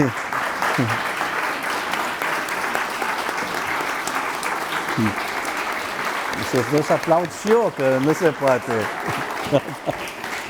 A fost o seară absolut minunată. Mersi, că ați suportat, ați rezistat. A fost o seară absolut minunată și nu știu dacă cineva o să mai reușească să facă așa ceva, decât dacă o să mai vrea Cristi să mai stea de vorbă cu noi. Mulțumim, Cristi. Acum putem să fumăm, că altceva afară. Mulțumim mult. Mersi, mersi, mersi. Formalism.